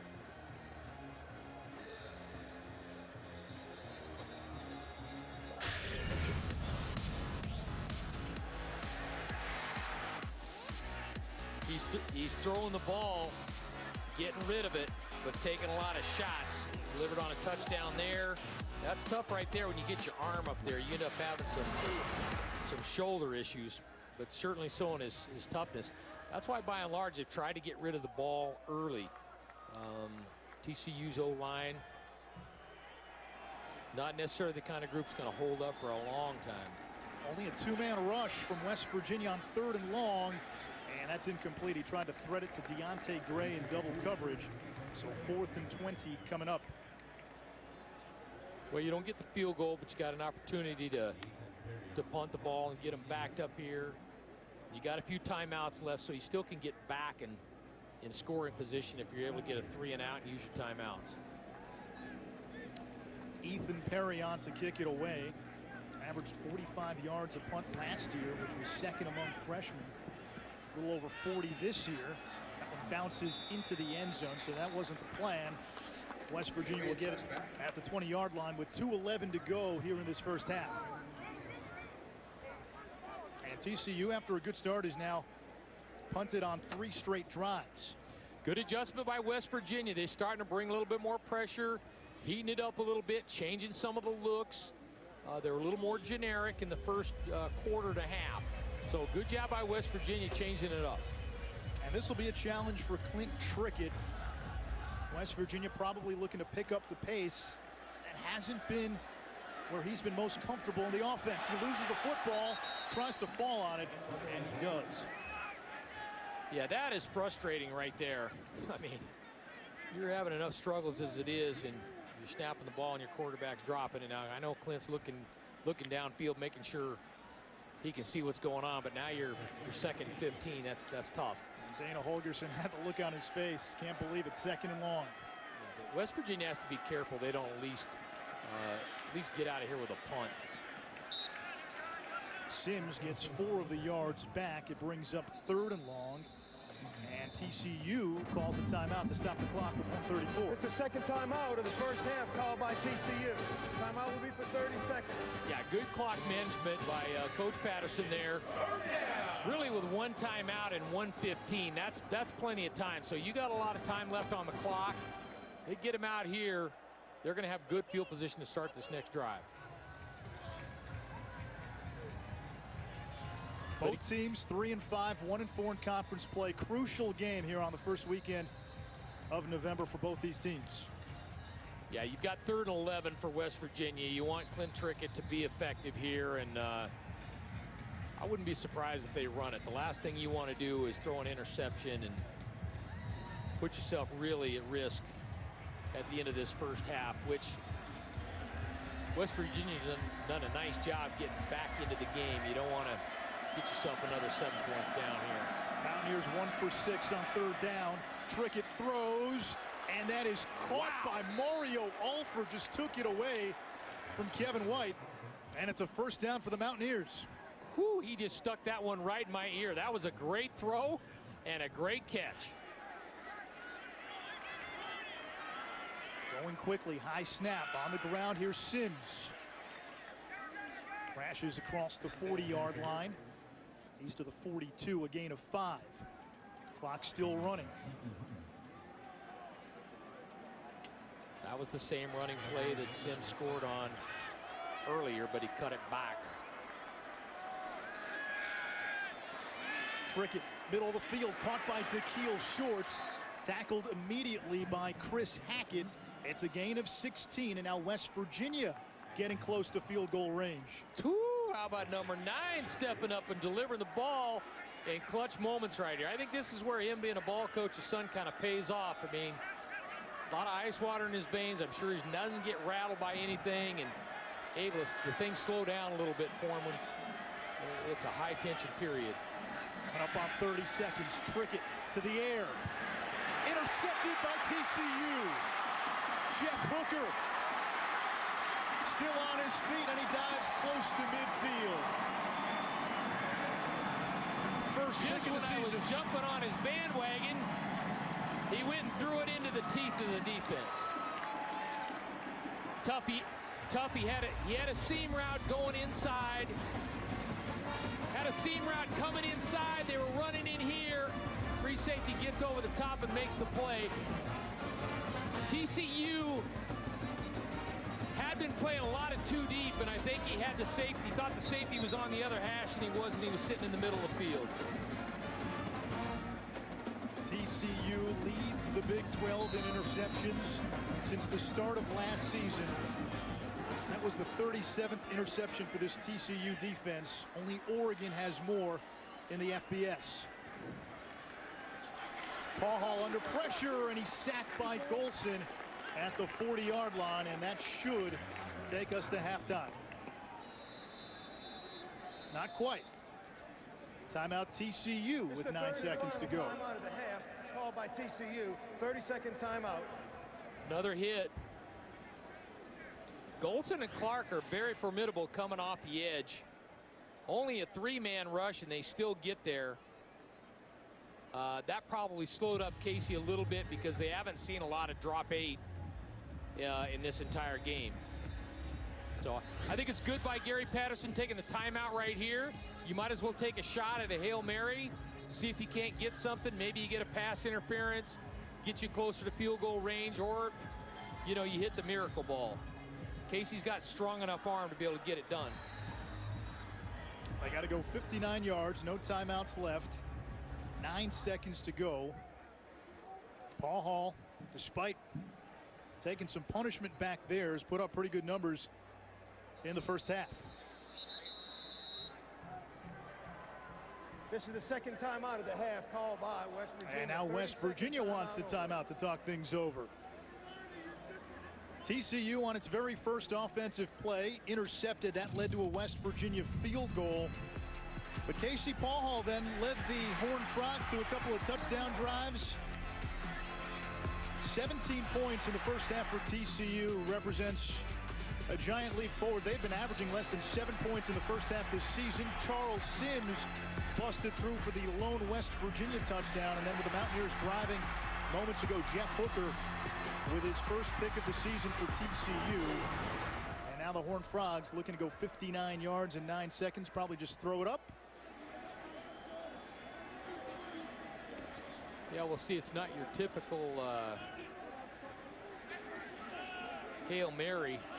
Only 2 down linemen that time for West Virginia. They'll rush 3. Paul Hall just slides down, and that will take us to halftime. Casey Paul Hall, second game back, first start since week 2 when he broke that left arm. 17 of 28, 201 yards, 2 TDs, and a pick. The Horned Frogs up by 7 as we go to the locker room. Time for us to send it to the studio in Charlotte and Dorinoka. Anish, thank you very much. As you turn it over to us. You see what I did there? A game that's seen a few turnovers so far. Here in Fort Worth, Texas, TCU leads West Virginia 17-10 as we get ready for the start of the second half. Anish Shroff alongside Dan Hawkins. You look at that first half for TCU at 1 point, 3 straight scoring drives. Then the offense went stale, and the quarterback, Casey Paul Hall, took a beating. Yeah, well, West Virginia started heating them up a little bit, started bringing extra guys. They were getting hits with just 4, but the addition of 5 and 6 guys later in the second quarter limited the running game, and he got knocked around. West Virginia will get the ball to start the second half as TCU gets ready to kick off. Both teams 3-5, 1-4 in conference. Both have to go 3-1 the rest of the way in order to become bowl eligible. And Wendell Smallwood tackled shy of the 15-yard line. Time now for today's Taco Bell game track. Casey Paul Hall, 201 yards, threw a couple of TDs, but as we said, knocked down 8 times. And then Charles Sims, 31-yard touchdown run. At over 60 yards rushing on 1 drive. Clint Trickett throwing a costly interception late in the first half with West Virginia driving. But in general, Clint Trickett's doing a nice job driving the ball down the field. Other than those 2 big runs by Sims in the second quarter, not a lot of production consistently running the ball. Here is Sims in the Houston transfer. Takes it to the 18-yard line, a gain of 4, tackled by Chris Hackett. West Virginia had a chance to get some points there at the end of the second quarter. Unfortunately, Clint threw the ball into the free safety, but I thought he got some confidence on that last drive.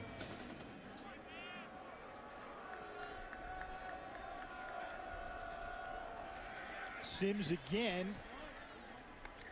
And he powers his way for a first down, a gain of 7. Charles Sims closing in on his third 100-yard rushing game of the season. Really a talented player. He can run with some power, has got good speed, good vision, obviously catches the ball well, can do a lot of things really, really well. Dana Holgorsen said he does more than any running back in the country when you think about his role in this offense. By far the best player on offense that West Virginia has this season. This is Dreamus Smith, native of Wichita, Kansas. That's how he got the nickname Toto, and Toto lost a couple of yards. Good little wrinkle. First time we saw that formation this game, trying to run a little outside zone play out of the full house backfield. But again, Gary Patterson's defense just so adept at adjusting to every formation they see in motion. They really attack plays, not just formations.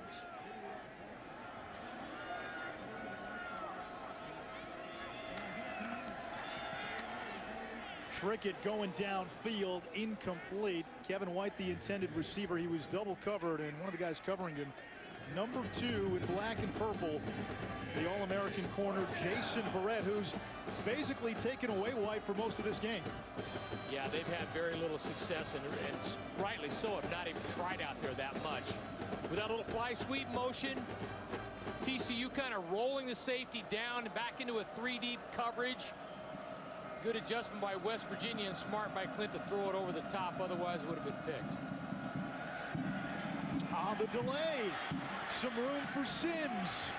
Charles Sims with a first down takes it to the 40-yard line, a gain of 17 yards, brought down by Olabode.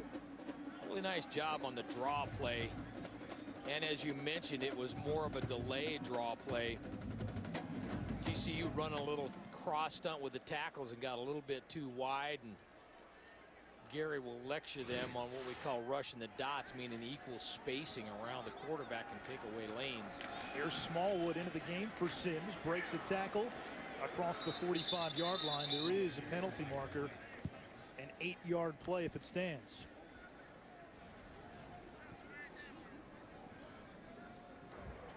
Holding number 76 of the offense. Penalty will be 10 yards from the previous spot. Remains first down. That's Pat Egger.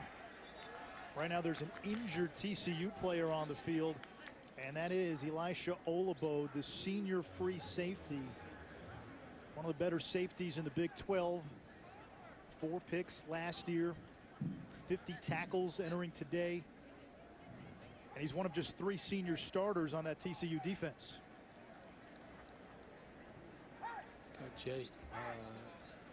Jeff Hooker back in the game, who got the interception at the end. Looks like he's okay into the second quarter there. Hooker, a former walk-on who earned a scholarship recently. In the middle of the season, you don't hear that happening too often.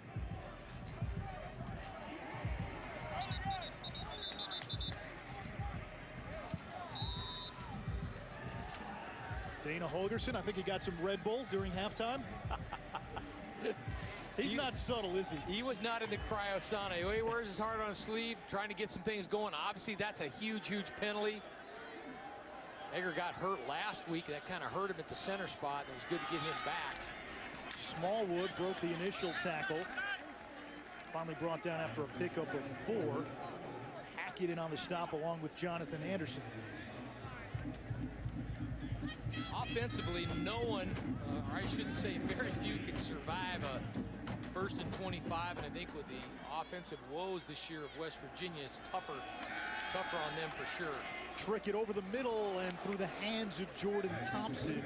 They'll bring up 3rd and long. That one a little too high for Thompson, who's only 5'7". Well, it's easy to see from up here, but there was a linebacker underneath there, and Clint had to throw a little higher maybe than he wanted, otherwise it would have been intercepted.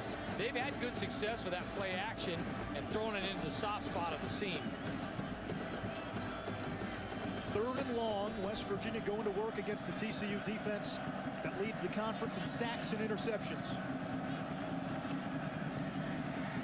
Trickett into coverage. Shorts had it, couldn't hold on. I'm not sure how that got through all the purple. Wow. Threaded the needle. He's got some confidence on those throws, and he gets it out early. But got to be able to make that. Nice job looking right. Woo. Hey, that's one of those, if you do it and it makes it, you're right. If it doesn't, you're wrong. Nick O'Toole on to punt. Boomstash enjoying his favorite month of the year. Eccles looper hit right as he catches it. Not much of a return. A 48-yard punt. KC Paul Hall and TCU get their first turn on offense in the second half when we return.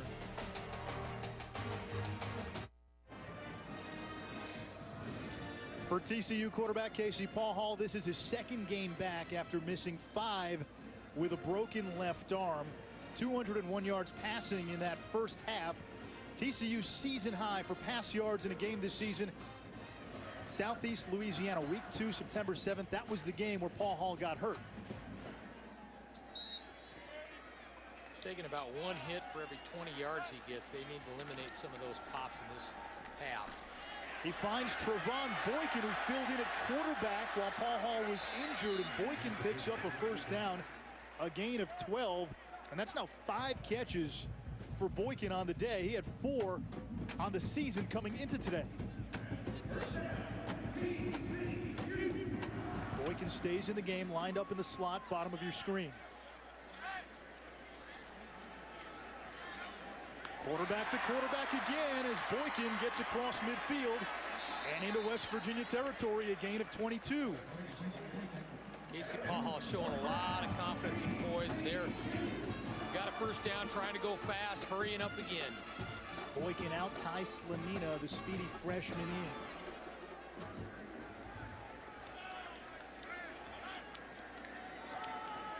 Here's Doxson. He had a touchdown in the first half. Wrestled out of bounds by Darwin Cook. Doxson marked out at the 41-yard line. It's a pickup of 6. More importantly, TCU doing a good job of eliminating some hits. He's getting the ball out of his hands pretty quickly.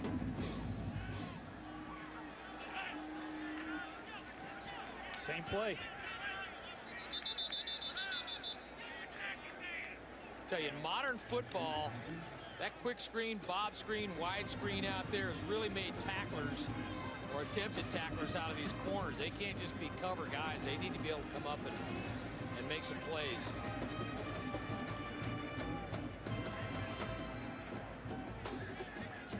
West Virginia at times. Now here comes Casey Paul Hall out of the game.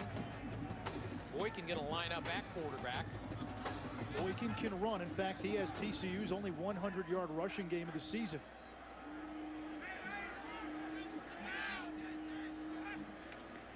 On 3rd and short, Boykin picks up the first down, moves the chains. TCU doing a nice job shifting the tight end and the H-back over and got an extra gap. And I think if Boykin would have bounced that just a little farther outside, he'd have creased. Who does he remind you of? Little Randall L. Cordell, maybe? I don't know. Those guys. Not on that level as a passer, but in terms of versatility. Yeah. Yeah. That's Aaron Green for a yard. Cordell Stewart, bigger guy. Randall L, a little smaller. Yeah, maybe. You know what's great? You know what is great to have that kind of mentality on your team, though, that you have guys who are willing to do that, and you start dealing with a bunch of egos about I play this position and I don't want to share time, and that's what leads to a losing football team. Paul Hall's pass nearly intercepted by Darwin Cook. He almost had his 5th pick of the year, and Cook knows he should have had it. Yeah, he got lucky there, and I think Casey turned his hand over, his right hand over, and was kind of grabbing his thumb there a little bit. I think he hit it on the back of his own player's helmet. Looked like me out there trying to catch that ball. Yeah, he did. Popped it right on the back of the helmet. Boy, I'll tell you, you got to be careful. You end up having a fractured thumb. Of course, they bring Boykin back in. Paul Hall still in the game. He split wide as a wide receiver. Empty set for Boykin. Boykin, he gets popped by Kwiatkowski. And it's 4th down. And a decision here for Gary Patterson, given where the ball is. At the 34-yard line, it's about a 51-yard attempt. Overchrome does come out for the kick. He's got a big leg. His career long 53 yards. Actually, it's not Overchrome. Yeah. I'm sorry. It's the punter, Ethan Perry, in the game. Here's the defensive coordinator coming out here where let's punt the ball, play for a little field position. He knows the odds of them scoring a touchdown from 20 or 80 yards away is not going to happen. West Virginia football, 8:43 to go in the third. If they finish the year tied, Kenseth would win the Spring Cup because he has more wins. West Virginia begins from its own 13. Second possession of the third quarter. Off play action, Trickett in trouble, sacked by the safety, Sam Carter. Good call by Gary Patterson, bringing the safety off the edge. Have not brought a lot of pressure. See right there, crowd the line of scrimmage. Good call. Haven't seen that too much, particularly on first down today for West Virginia. Patterson praised Carter when we spoke to him yesterday, a kid who came to college as a quarterback. And Patterson said he still studies film like a quarterback. Play action. Trickett underneath to Shorts. And there's Sam Carter again on the stop after a gain of 12. It brings up 3rd and 7. Really good recognition by Clint and Shorts. A little option route. Got in a single high look. Had one-on-one down there. A little push in, work back outside. Unfortunately, when you've got second forever, it's tough. And again, you have to be careful right down here. You're still a 7-point game. Don't put your defense in a bad spot. Mountaineers 3 of 9 on 3rd down. We'll keep it on the ground. And it's Sims. There is a flag on the play. Good pressure again. Same blitz they ran on first down. This time it came from the right-hand side. It's in that category of holding, maybe. Personal foul with hands to the face. Number 47 of the defense. 15-yard penalty would be added to where the play ended. First down. That's Paul Dawson, who's starting at middle linebacker. Right in here. Right there. Yeah, that's a good call by the officials. Good call. Boy, you don't normally see that in there, but good job by the umpire. Get a lot of heat when they don't make them right, but that was a great call. So West Virginia gets a first down thanks to the penalty. Wendell Smallwood across the 40. Spun down at the 44-yard line. It's a gain of 9 for Smallwood. 2nd and short. Going back to that stretch play out of that full house that they tried to get to earlier. They had a little more success this time. Marcus Mallett, one of the linebackers, down for TCU. And as good as TCU is on defense, that linebacker position this year hasn't been what it's been recently. There's no Kenny Kane back there, no Darrell Washington back there. It was one of the question marks heading into the season, and the guys who filled that role, they've been solid, but nothing like TCU has had in the past. He had a shoulder injury there. Following our game on ESPNU, Pittsburgh takes on Georgia Tech, 7 Eastern. Georgia Tech looking to make it 3 straight wins. Tom Savage having a pretty good season at quarterback for the Panthers. Drema Smith tripped up in the backfield. And there's Paul Dawson with a bit of redemption, but another flag at the end of the play. Really nice recognition. A little different formation there. 2 tight ends. 3 backs in the backfield, something you don't see a lot of West Virginia, but good job by TCU recognizing. And again, Gary Patterson getting those guys adjusting to the formation and the play. After the play was over, personal foul, number 42 of the offense. The penalty would be 15 yards from where the play ended. The down did count, so it'll be 3rd down. That's on Garrett Hope, and that penalty hurts. Both these teams in general have done a pretty good job this game of avoiding a bunch of penalties, and they're showing up here in the 3rd quarter.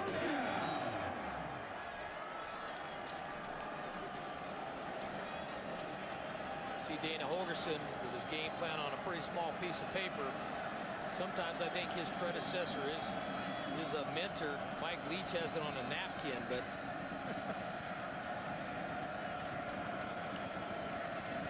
Trickett on third down. That's intercepted by Hackett. There is a flag on the play. Hackett takes it into the end zone for a touchdown. TCU rotated down.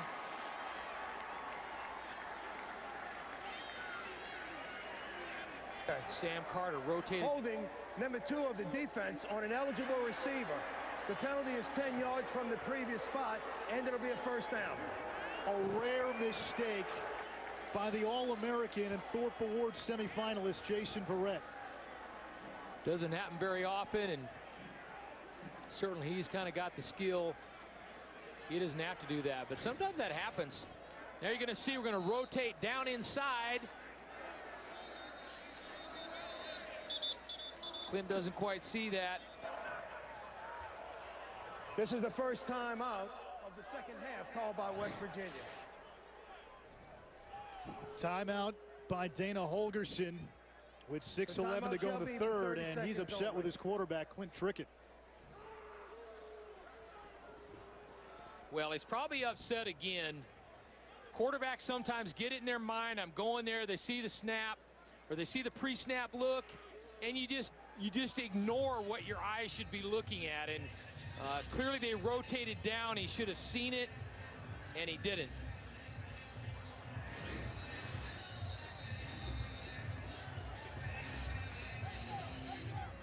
Here you're seeing right here, Jason Verrett right there. Boy, I don't know. It's tough. Yeah. And it actually was Chris Hackett, yeah, that rolled down in there. It's a mulligan for this West Virginia offense. 1st and 10. Ball at the 37. They give it to Sims. He gets 3. 2nd down and 7. You hear some of the words the coaches and players use to kind of describe what's going on offensively at West Virginia after last week's loss to K-State. Clint Trickett said his frustration level is high. Holgorsen has used words like disturbing. Offensive coordinator Shannon Dawson has said a complete non-execution of routine plays. There's no Geno Smith, no Stedman Bailey, no Tavon Austin this year. Is that the censored versions of the media-friendly versions? Sims tackled by Hooker. And how about the former walkout who's made a couple of big plays in this game? He had an interception late in the first half. Jeff Hooker just running right downhill, making that play. Now, both defenses are crowding the line of scrimmage a little bit. Let's see if Coach Holgorsen doesn't want to line it up. This is that big play they had earlier in the second quarter that Sims was so successful at. But TCU rolling the coverage prevented. Trickett downfield again for White. And Jason Verrett was covering him. And Kevin White, who's become one of the go-to guys in the receiving game for West Virginia the last few games, has had little space against Verrett. That's what Dana's saying right there. There was the shot. I thought they probably would take a shot. We'll see if TCU takes one on offense too, because both defenses are starting to crowd the line of scrimmage a little bit more in the second half. O'Toole punts it away. Here's Eccles Looper inside his own 15, and he gets it to the 15-yard line. TCU led 17-10 at the half. That score still stands.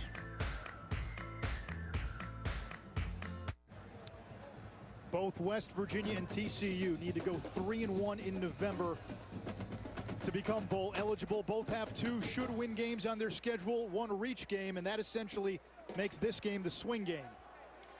Definitely big. See Paul Millard over there. He was on the bike just a little while ago, so you wonder if the frustration of Dana Holgorsen is going to lead to a quarterback change. Safety blitz by West Virginia. It's a run play. And a nice pickup there on first down by B.J. Catalan. We check in with Dari.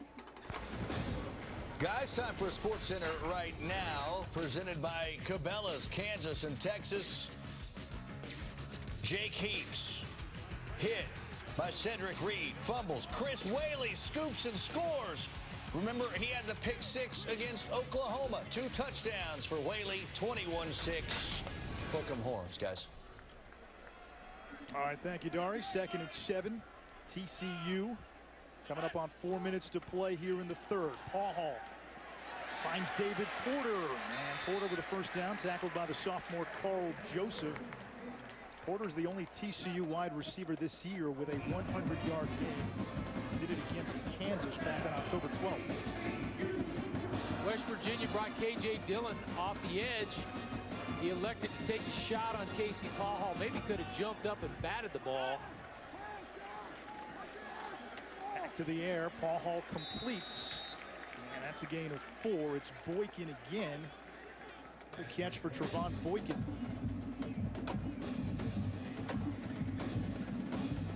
And that's 7 catches now for number 2.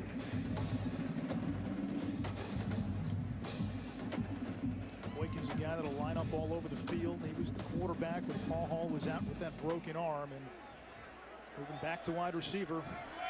Playing pretty well today. Aaron Green into the game as running back. Pressure off the edge. Paul Hall gets rid of it. Finds Porter again.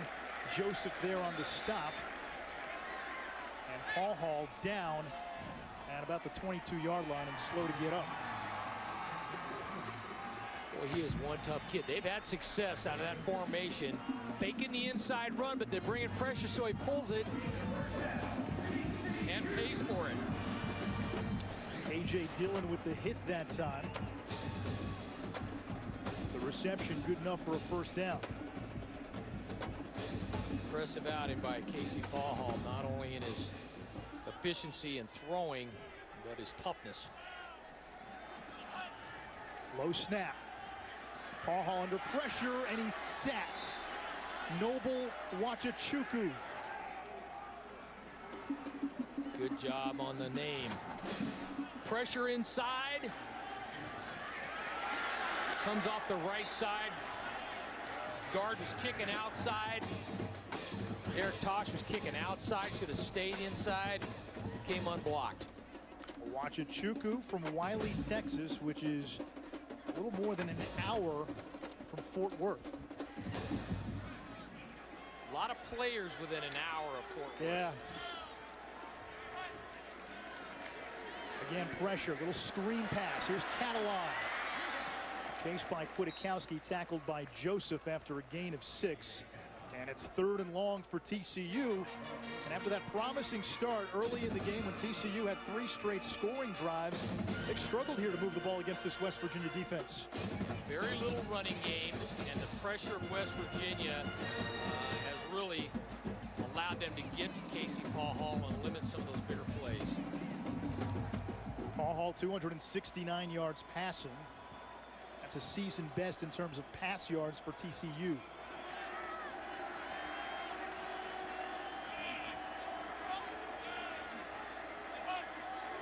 Again, pressure off the edge from Dillon. It's caught by Brown using the stiff arm and tackled by Travis Bell, shy of the first down marker. So it's 4th down, and here comes Perry to punt it away. Yeah, good job by West Virginia bringing pressure. Casey had no choice but to go out there, and on first down, that's fine. But when it's 3rd and long, you throw the ball short, and West Virginia did a good job tackling. Just not able to really max up, take a deeper drop, and either throw a double move ball or double cut down the field.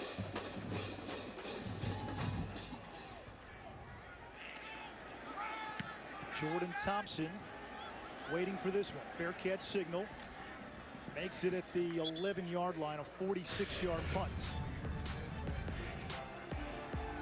Casey Paul Hall really showing his toughness, making a couple of touchdown throws, but taking a lot of hits after those touchdowns, and then on nearly every completion, he's getting popped as well, and not a lot of sacks.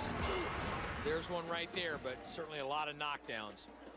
Been impressed with the punters in this game, Anish. Both of them keeping the offenses backed up, and anytime you get back down there on 10-yard line, you got to go 90 yards. That's tough on an offense.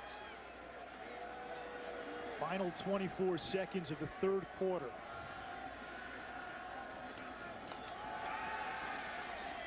Intercepted. That's Dawson tackled inside the 5-yard line, and TCU set up thanks to its defense. That's the formula for Gary Patterson's ball club. Again, they just do such a nice job of defending plays. They're in quarters coverage. Good job dropping back. Didn't honor the play action pass that time.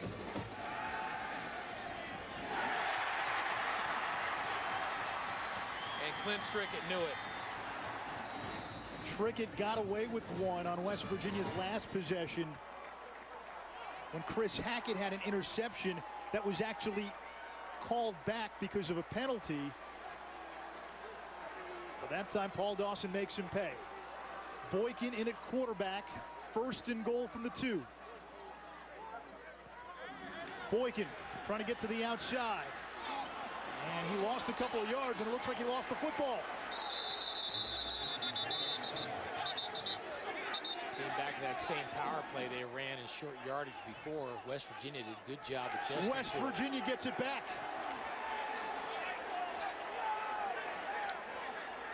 Rolling on the field is a fumble with a recovery by the defense. 1st down. Well, Clint Trickett dodges a bullet.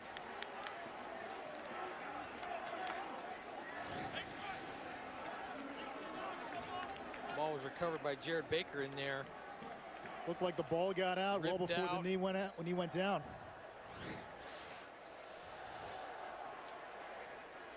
Of course, the fumbles have been more backed up for TCU, but again, this is the thing that's been really hurting their ball club this year. And it's one thing to not be very effective, but when you put the ball on the ground, you turn it over, it's tough on your defense.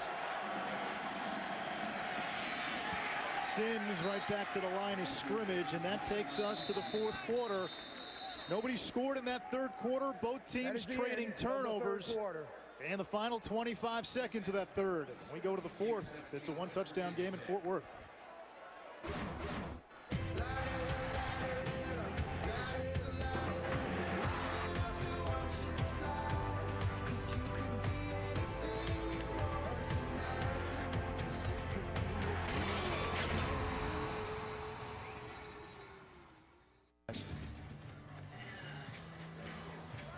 Start of the 4th quarter here at Amon Carter Stadium, 17-10, TCU.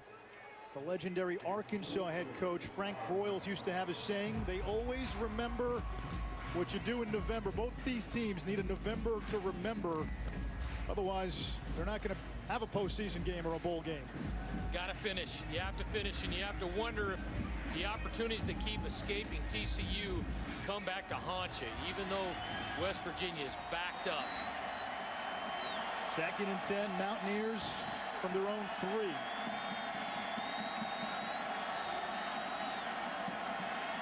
Here's Sims, brought down by Terrell Lathan. He gets to the 5, and a big 3rd down now for West Virginia. Coach, you talked about the punting before we went to break. Field position could be critical in this 4th quarter. Yeah, it seems like they've been playing ping pong here a little bit, and as soon as one punter mishits it, or you've got a punt from way deep in your own territory now. TCU elected to play coverage on that last play. See if Gary wants to blitz him and see if he can get a turnover down here. Looks like not. Trickett's thrown 2 interceptions in the game. And that one broken up by Jason Verrett, and now a flag at the end of the play. Verrett was whistled for a costly hold in the 3rd quarter. That negated a TCU interception that was returned for a TD. Interference, defense number 2. The ball will be placed at the spot of the foul, and it'll be 1st down. Sure had a couple of big plays. Hard to tell. We can't really see that right hand if it's holding on the back. Ooh. I don't know, Boy, Coach. I don't know. I don't know. Now again, that right hand might have had him hooked. The official was over there, had a great look at it. Sims got a yard. 2nd down. Game's got a lot of intrigue to it. Last year, overtime, comeback win by TCU. And as we mentioned before, the season hanging in the balance. One of these teams needs a big win to finish. Try to finish the season, get bowl eligible. Yeah, TCU tied last year's game on a 94-yard touchdown catch by Josh Boyce late in the fourth quarter. Trickett throws on the run. Shorts diving for it. He's got it right at the 35-yard line. Yeah, it was offsides on Jason Verrett. They were bringing the corner blitz, and he anticipated the snap, got offsides a little early. The ruling on the field is a completed catch.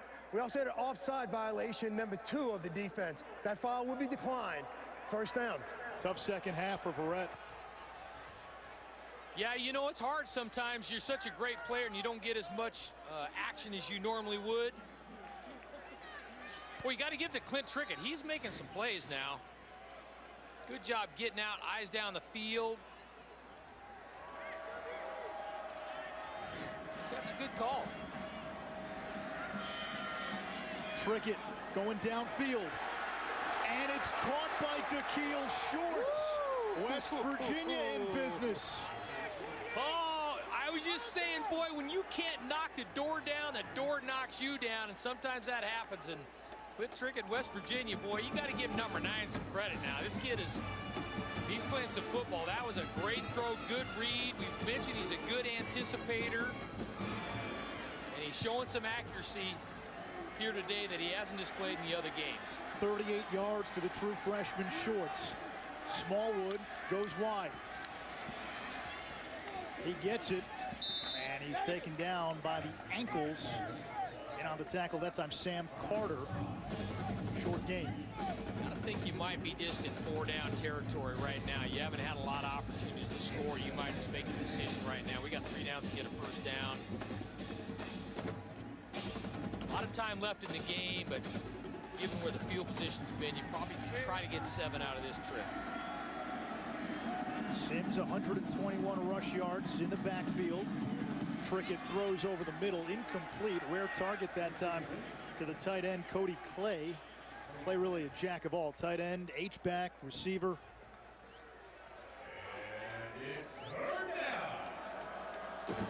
Thought we might see a running play there. Just second down and go 3 downs. Try to give Sims an opportunity to get some things done for you down here in the red area. Mountaineers 3 of 11 on 3rd down.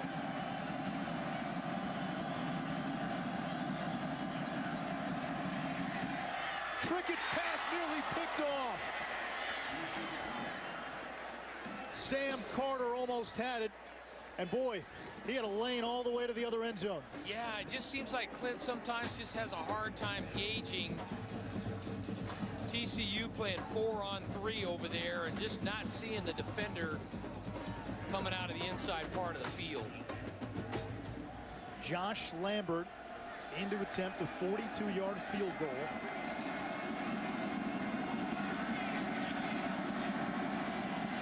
10 of 11 inside 50 yards this season. And the redshirt freshman from Garland, Texas makes it a 4-point game. So Dana Holgerson's team comes away with 3. They're still down 4.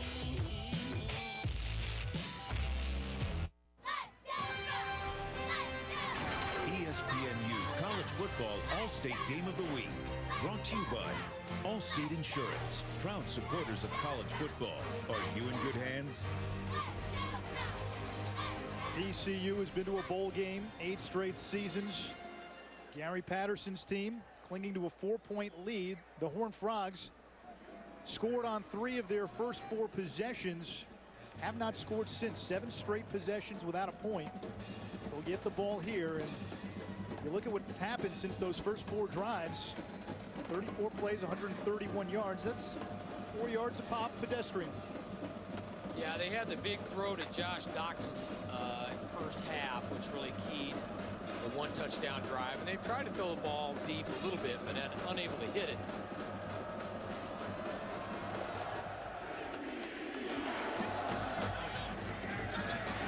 Here's Catalan. Catalan burst of speed, And he's across the 30, backpedaling and out of bounds as he crosses the 35-yard line.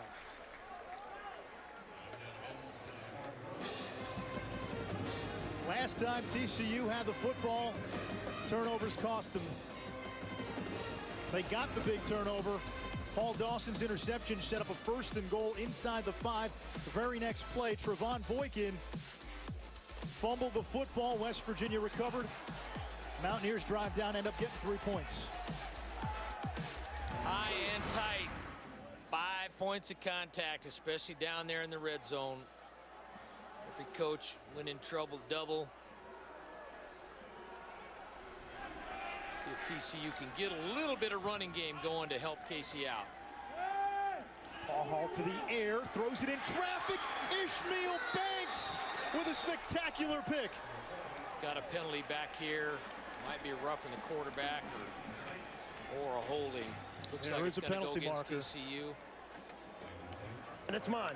We got a holding foul, number 69 of the offense. The foul will be declined. The ball was intercepted. It will be a 1st down. Avion Collins called for the penalty, but Ishmael Banks, you talk about a kid who wants some redemption in this game. Huge interception for West Virginia. Yeah, Casey just not really seeing that, trying to fit it into a hole. Again, both these coaches getting upset at quarterbacks when your eyes, you're trying to disregard what your eyes are seeing. In the game against TCU last year, Banks was responsible for giving up a 94-yard touchdown reception, which tied the game late in the 4th quarter. Banks thought West Virginia was in man. They were in zone, and Josh Boyce ended up going the distance. TCU would win in double overtime. Off the turnover, first play. That's DeMario Alford makes the catch. Tackled by Kevin White. And on one play, West Virginia into TCU territory. They've been money throwing that bang post on the backside underneath the safety. Good rhythm by Clint Trickett. Throwing the thing on time into a spot. 3rd catch for Alford, started in place of the suspended Ronald Carswell. Trickett flushed. That's to Thompson, and that's a catch inside the 30-yard line to the 28, a gain of 11, a 1st down. Old number 9, Clint Trickett showing up here, a little savvy. His dad, the old line coach for Florida State. Of course, he left Florida State when famous Jameis Winston came in. Hopefully his dad's in the locker room watching this ball game. I think Clint's showing a little moxie down the stretch.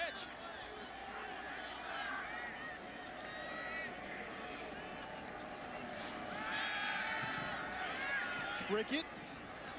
That time he finds Dreamus Smith, and Smith gets a couple brought down by White. Well, you wonder, Sims is such a big part of this offense. We haven't seen him much. Not feed the ball to him. You wonder if he's dinged or if there's some issues, because he's been a workhorse for him. We just haven't seen him that much. Same look again with trips right here on 2nd down.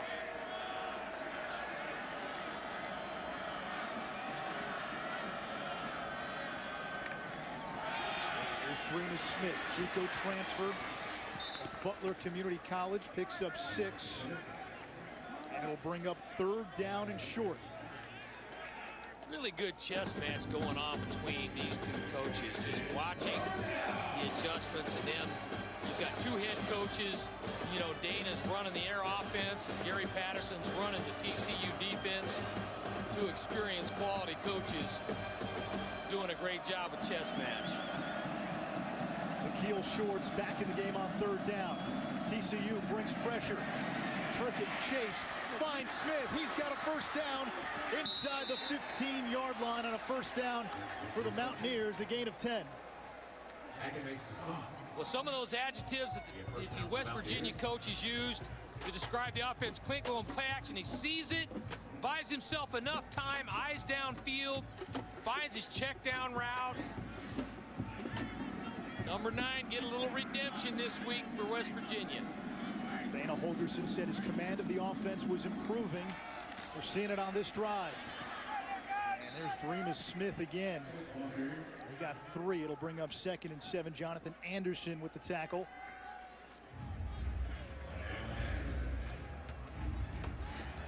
Gotta wonder if Sims is dinged up. You certainly would think he'd be in here at this point with his ability to run the ball and what he gives them out of the backfield.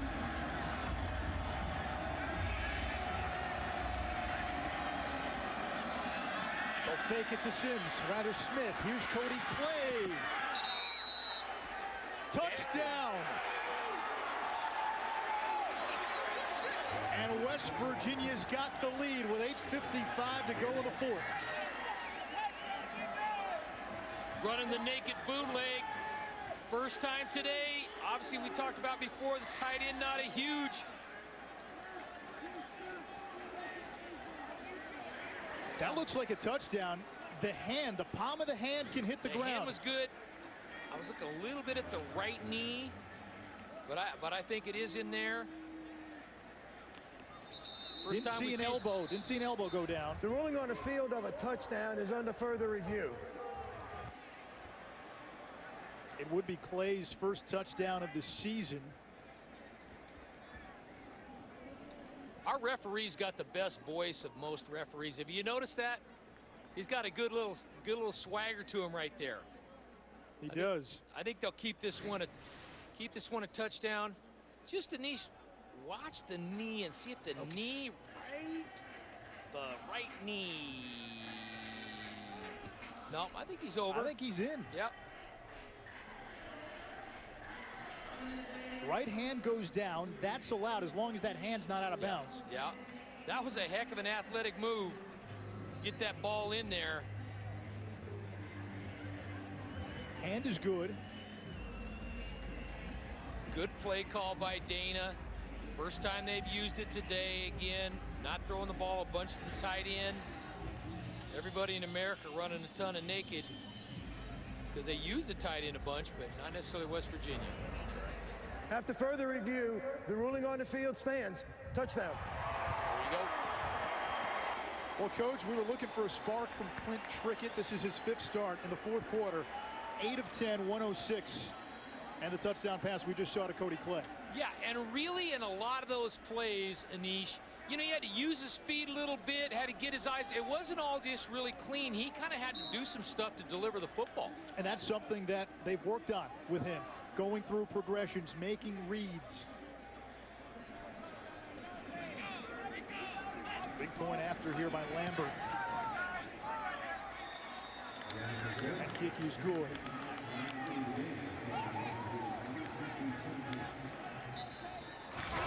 The Mountaineers have scored 13 points off of TCU turnovers. Ishmael Banks, the great pick.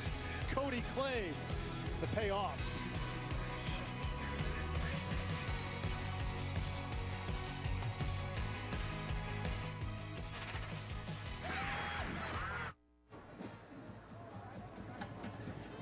Every coach will tell you turnovers and winning the turnover battle are keys to the game. TCU has turned it over 3 times. That interception early in the game led to a field goal. A fumble led to a field goal, and this Ishmael Banks interception led to this touchdown. 13 points off of turnovers for the Mountaineers. Yeah, and the brutal one was the one turnover cost you 7 points and ended up giving them 3. That was a 10-point turnaround. Now TCU has got to get its offense out of neutral. The Horned Frogs haven't scored since the 12-10 mark of the 2nd quarter. They kind of switched it up. They've been dormant in the first half. This time they decided to go dormant in the 2nd half. Catalan tackled well shy of the 20-yard line. So TCU, long way to go against a West Virginia defense that's been pretty good in the 2nd half. Denzel Johnson, number 30, making the tackle there. That guy's been he's been a demon on special teams now. They better get him blocked. He's been in on the play every single time. TCU in danger of losing 3 in a row. That has not happened under Gary Patterson in Fort Worth.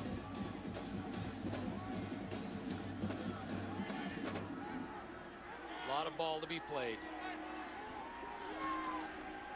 Catalan's pass caught by Dotson. 7th catch of the game by the Wyoming transfer. It's a gain of 4.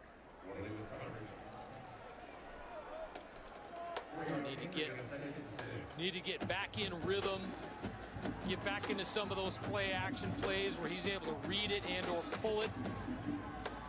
Throwing the ball on time and with rhythm.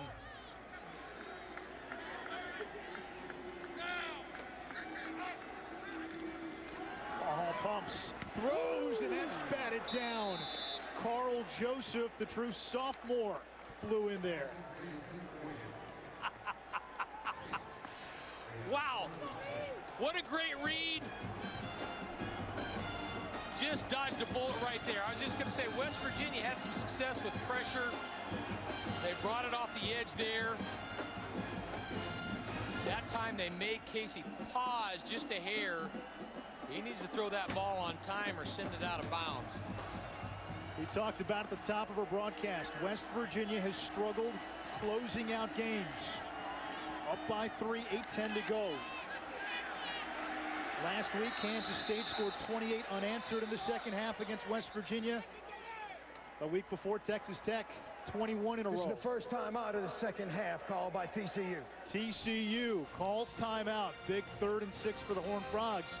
They're now down 3. Thursday night on ESPN. How about this one? Oregon, currently in that championship Polaroid, number 2 in the BCS standings. Stanford, the highest ranked one-loss team at number 5. That's part of maybe the greatest Thursday in the history of college football. You got Oregon, Stanford, and Baylor, Oklahoma on the same night.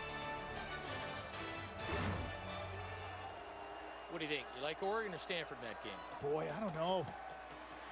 3rd and 6, Paul Hall in trouble. He lost the football, and West Virginia has got it. The 3rd turnover for TCU in its last 12 plays. That's where you need to have a little bit of pocket presence, and God bless Casey. I mean, he's taking some shots. Quarterback recovered by the defense for a first down. Darwin Cook recovered it.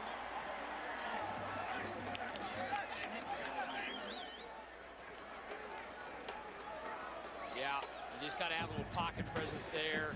Know the situation of the game. Throw that thing away, Casey. Now, the other thing is West Virginia used a little pocket movement the last drive. We've not seen TCU move Casey Pawhall. Not a lot of West Virginia fans here, but the ones that are here are fired up. The freshman Marvin Gross forced the fumble. And now West Virginia with a chance to go ahead by 2 scores if they can get 6.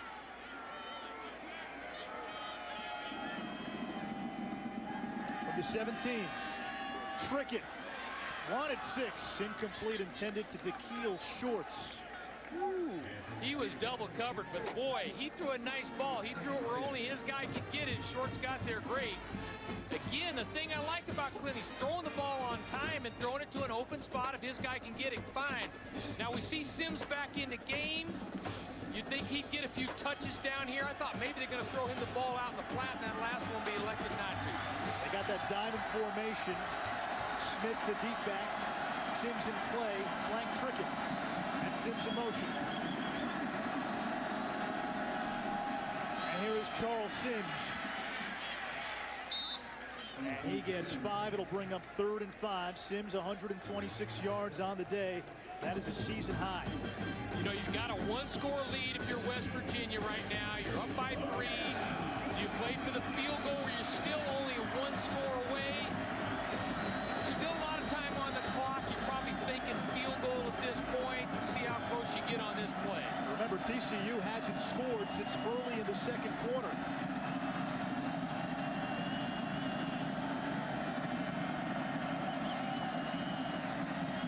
Here's Sims out of the backfield. He's got some room down that sideline. Reaches. Touchdown, West Virginia. Charles Sims.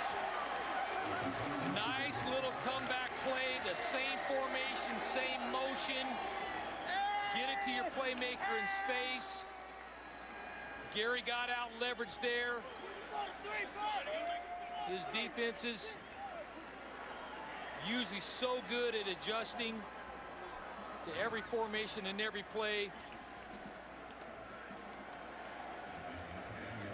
Got it on the pylon. That is a touchdown. 150 total yards on offense for Sims, the team's leading rusher, and he also came into the game leading the team in receptions. Point after is good, and now TCU has its work cut out. Some fans headed to the exits. It's a 10-point game. TCU needs 2 scores.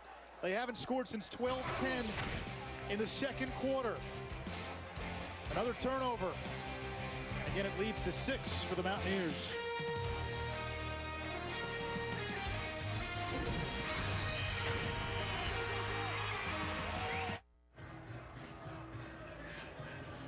TCU led 17-3 at one point, 24 unanswered for West Virginia.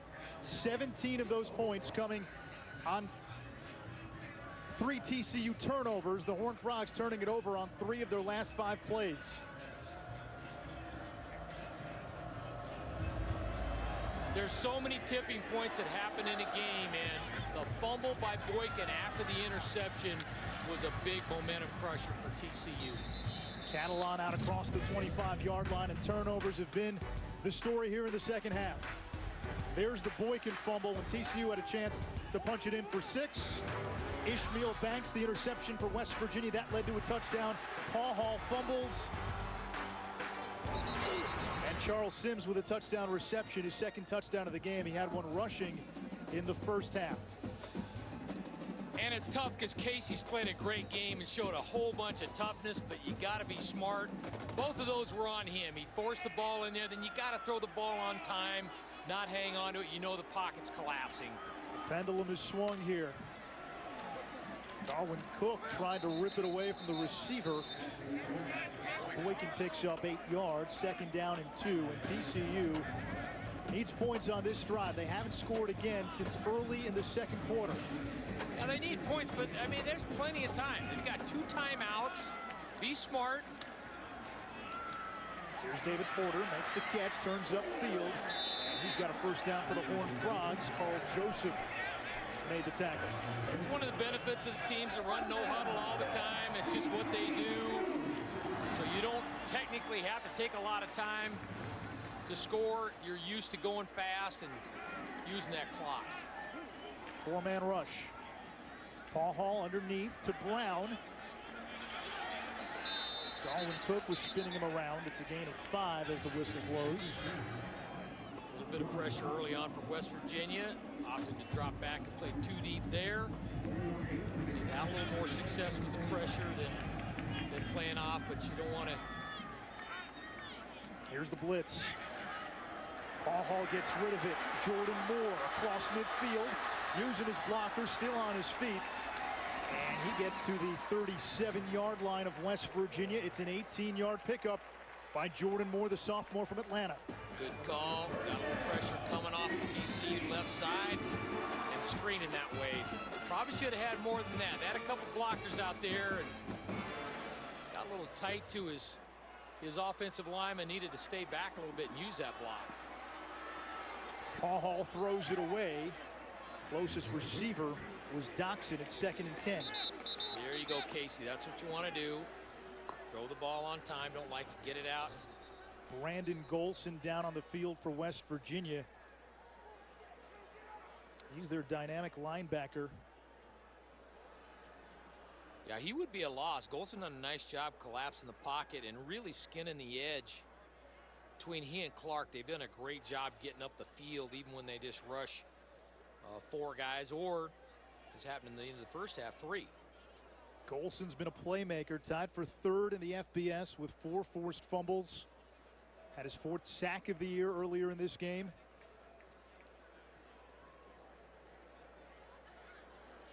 He's got some kind of leg issue. It's weird, Hawk. We talked earlier in the game, TCU struggling at the onset of games, West Virginia struggling late in games. And what's happened today? TCU got off to the fast start. They've been unable to punctuate. West Virginia got off to the slow start, and they've been better in the second half. Go figure. That's because you jinxed him with the whole Frankenstein thing. When you came with the Frankenstein, then it just The old Halloween threw everything into a confluxion. I jinxed it. Yep. You and the cryo sauna. You're just jealous you didn't go in. I know. TCU in field goal range. Casey needs to be aware of that, not take a sack. Another blitz. Wayman James stumbling. And he gets down. He's going to be close to a first down, a couple of yards away. It'll bring up third down. He's about 3.5. TCU hasn't been screening a lot, but a good adjustment to the pressure they're seeing from West Virginia. And again, you want a first down here, but you cannot afford a turnover, and you cannot take a sack. Again, pressure. Paul Hall's pass caught by Boykin. He's got the first down, still on his feet.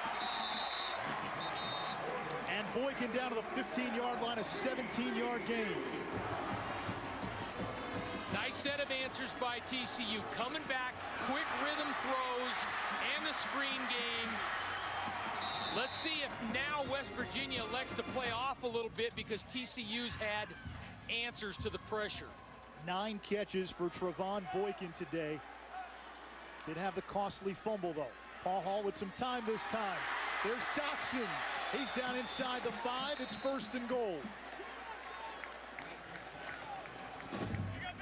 And that's the 8th catch of the game for Josh Doxson.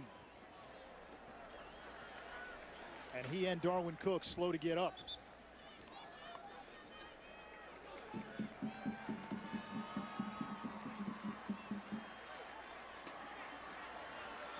This drive, a much-needed counterpunch for TCU. They were on the receiving end of a few West Virginia haymakers, which turned this game.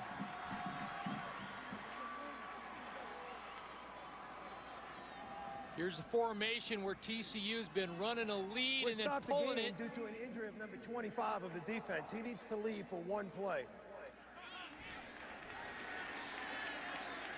Darwin Cook out of the game for 1 play. That's big. He's one of the leaders on defense. 4 picks on the season and tied for the team lead entering play and tackles. He's not buying it. It's like, what? Wait, I got to leave? He's saying, yeah, you were down injured. It's like, me? It wasn't me. Can't slow the game down like that, so that's when the rule was put into place.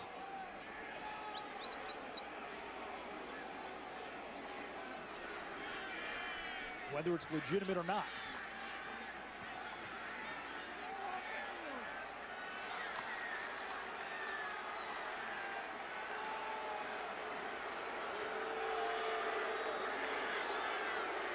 Got the trainer on the field.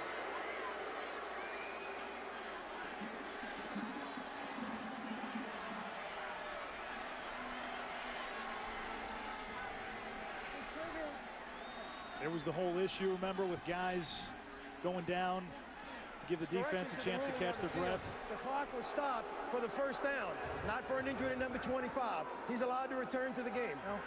There Dana you go. Holgerson's negotiating skills are pretty good. I think the trainer was out there too going, who was hurt? So again, look for the ISO read on the right-hand side, possible pull. That's Catalan trying to move the pile. 2nd and goal. Now with the formations that TCU runs, they don't have a ton of power running formations. They put Boykin in with the tight end and the H-back to run the quarterback power where he fumbled it. Probably come with the same play again. And now there's a flag on the field. There is no foul for illegal substitution. Fans are upset, but hey, that's okay. The refs they're getting it right.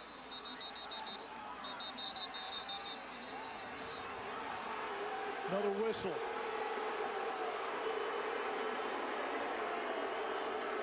I think the clock's been running. That's part of what the fans are objecting to here. 57, 3-5-7. 15 seconds added on. 2nd and goal, TCU. The Horned Frogs' last score came at the 12-10 mark of the 2nd quarter. Dana using his dog whistle. He wants to get their attention. West Virginia struggling to get lined up. Here's Catalan. He stopped. 3rd and goal. TCU's offensive line has had issues all season. You talked about not having that power running game. They don't have the offensive line for these kind of plays either. Yeah, and they looked like their timing was off right there. It almost looked like you were going to have a little false start. It just didn't look like everybody coming off the ball on the snap count. Golson back in there getting some penetration. Trevon Boykin into the game here on 3rd and goal. 11th play of the drive. Clock running as we come up on 3 minutes to play in regulation. Again, you got to be smart down here. You want at least 3 points. Hall, end zone, touchdown. David Porter with his 2nd TD grab of the game. And it's a 1-score game.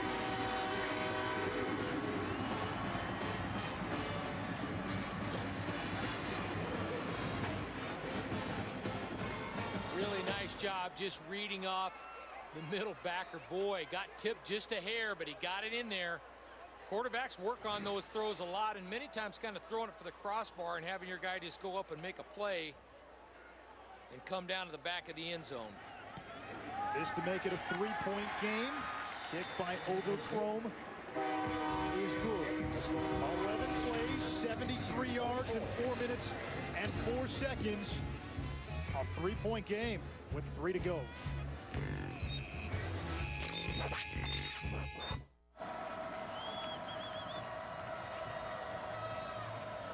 (27-24), 4th quarter, 3:01 to go in regulation. When these two teams played last year, it went to double overtime. TCU scoring with less than 2 minutes to go in the 4th to force overtime. Time to look at today's Good Hands play, brought to you by Allstate. Should say Good Hands plays, plural. Got a couple for you. Charles Sims for West Virginia, using the hand to reach for the pylon to get in for 6, and then a concentration by David Porter after Jared Barber tipped it. Porter's 2nd TD grab. It's a 3-point game. TCU still has 2 timeouts left, and if you're the Horned Frogs, you need your defense to come through. They've got one of the best defenses in the country. This is what it's about. Yeah, West Virginia needs to be smart right here. TCU has had some struggles with the penalties on defense. That's probably what's killed them, particularly in the 4th quarter. West Virginia, if they can just get a 1st down, that would be huge. Charles Sims gets a block across the 30, and Sims picks up a 1st down. He has run with purpose today. Over 130 yards on the ground for the transfer from Houston. West Virginia's done a nice job. They had in the 1st half the tight end play, pulling the guard that they scored on. Sims got some mileage out of that. Now they're getting outside with this play. We'll see how Gary answers it. Still plenty of time left in the game. That's a big 1st down, if nothing else, for field position. Mountaineers will bleed the clock as we come up on 2:30 to play. West Virginia has lost 3 in a row. They haven't won since the Oklahoma State game. Back to Sims. He stopped right at the line of scrimmage, maybe lost a yard. It's 2nd down. This is the 2nd timeout in the 2nd half. TCU calls timeout. 30 seconds over. This was that 1st run by Sims. Watch the sideline. Stay in bounds. Stay in bounds. Keep that clock going. Well, I'm sure they've run, well, this is what you call, there's not 4 minutes, but this is what you call the 4-minute drill, where you're trying to take as much time off the clock in between snaps, stay in bounds, lay on the football. If there's a big pile, make the officials unpile you, do whatever you can to get seconds off the clock. The Mountaineers have not won a road game this season. 0-4 on the road. In fact, since that 5-0 start last year, only 1 road win for Dana Holgerson's squad. And Holgerson's a guy, he's come under a little fire as well. There's talk that athletic director Oliver Luck could be the front runner to be Texas's athletic director. What it means for Holgerson. Well, you got to give both coaches a lot of credit.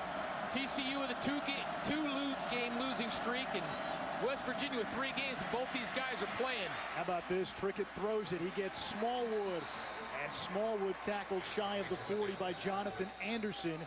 It's third down. Great job by Anderson seeing the screen get set up. Third and final timeout of the half. Oh my, TCU. TCU out of timeouts with 2:12 to go. All right, if you're West Virginia, coach, do you run it here or you're trying to pick up the first down? Well, I think I'm going to try to get the first down with a safe pass. Something that's easily completable. You may run for it, but you're going to complete it. You know, I don't know that you necessarily want to run it and just go to the punt automatically, but I just think even if you run it here, you're going to have plenty of time left on the clock for TCU, so I think you need to try to get a first down with a short pass. Complete it, let him run for it, clock keeps running.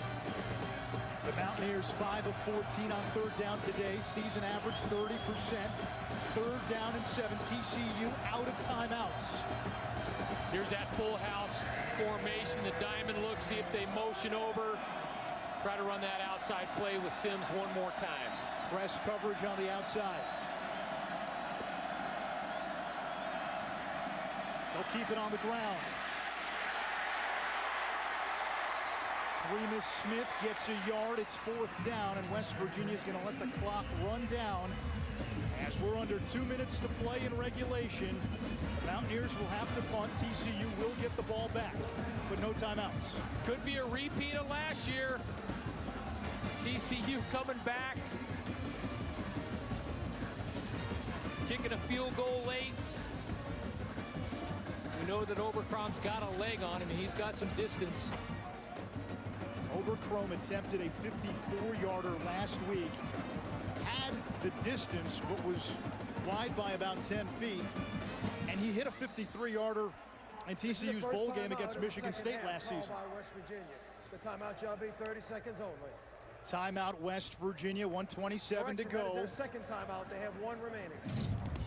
Well, in the second half, TCU turnovers allowing West Virginia to get back into the game. It was a 17-10 game at halftime. Trevon Boykin fumbles inside the West Virginia 5-yard line. That leads to a field goal. Ishmael Banks, big interception.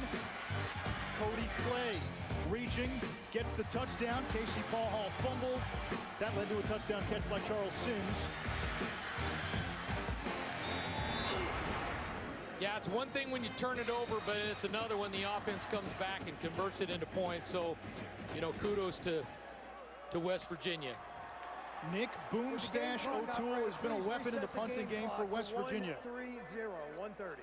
Game clock set to 1:30. O'Toole averaging 45 yards a punt. This will be his 7th of the day.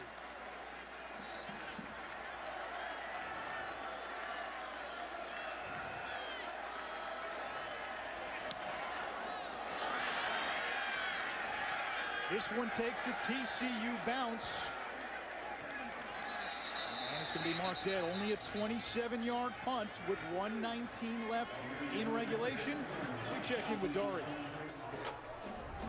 Anish, coming up about 10 minutes from now, a little less. Tom Savage and Pitt take on Georgia Tech. You know, these two teams haven't played since 1976, when a man by the name of Tony Dorsett scored 3 touchdowns in a Pittsburgh win, guys.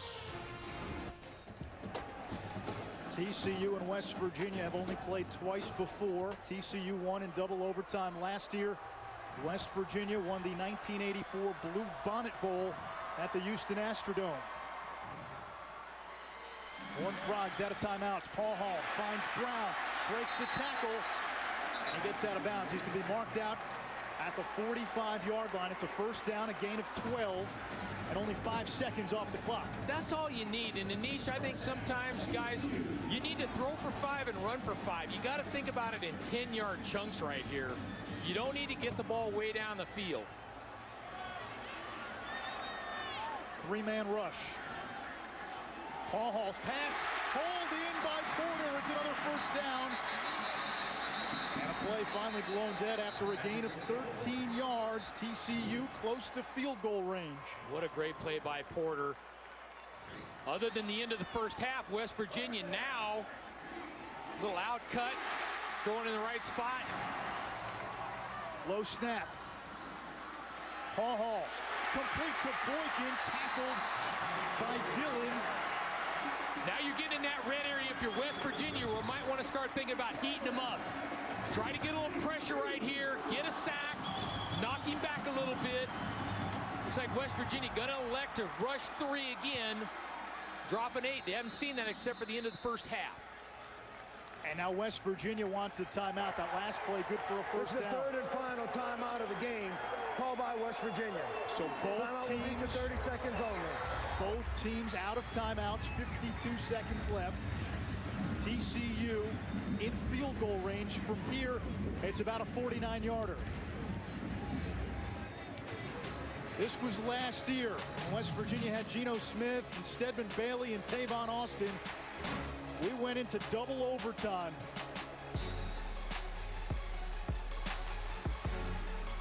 Corey Fuller, big touchdown catch in that second overtime. 2-point conversion for the win. TCU in that game scored a touchdown, a 94-yard reception by Josh Boyce, who's now in the NFL.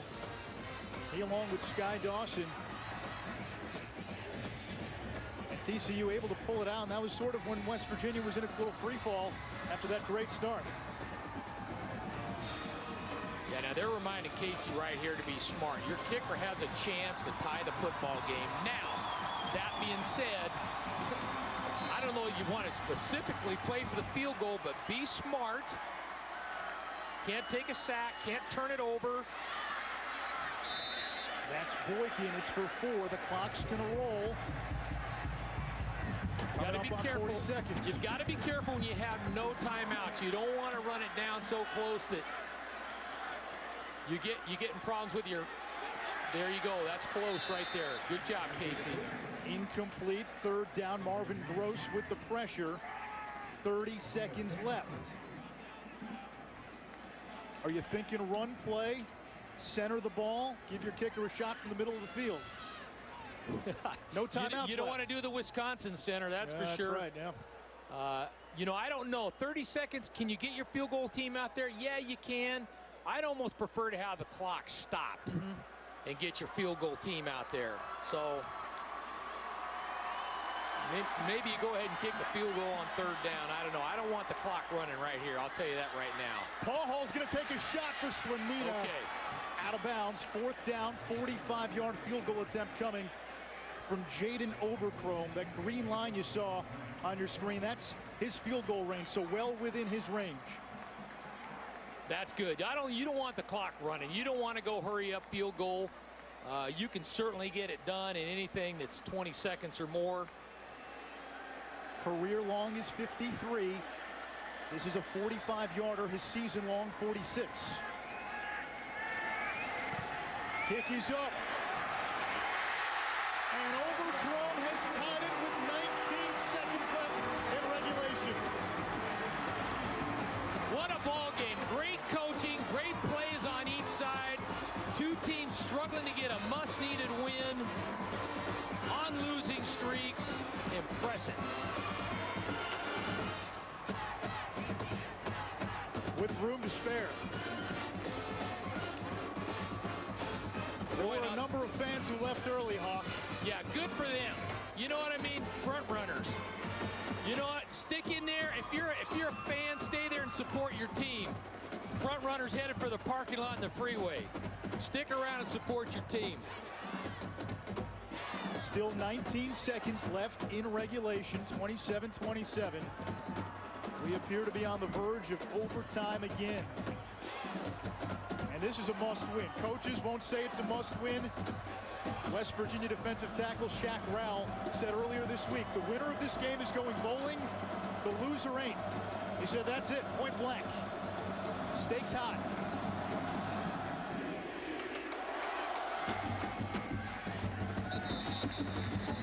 Mountaineers will have it at the 25. We check in one more time with Dari. All right, guys, don't forget, when we are done in Texas, we will go to Atlanta. Vad Lee and Georgia Tech. He can run, he can pass, and he gets Pittsburgh in ACC play coming up top of the hour, guys.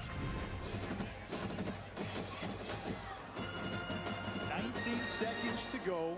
Neither team has any timeouts. Let's see if West Virginia takes a shot or will simply run out the clock and take their chances in overtime.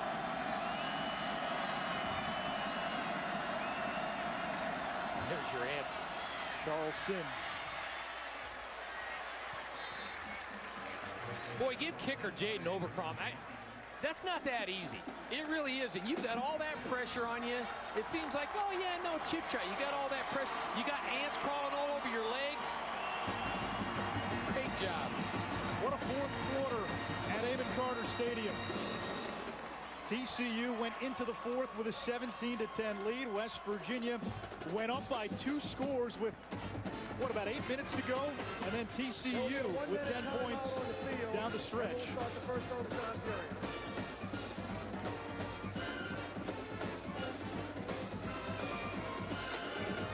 West Virginia had the score to go up 27-17. Clint Trickett to Charles Sims.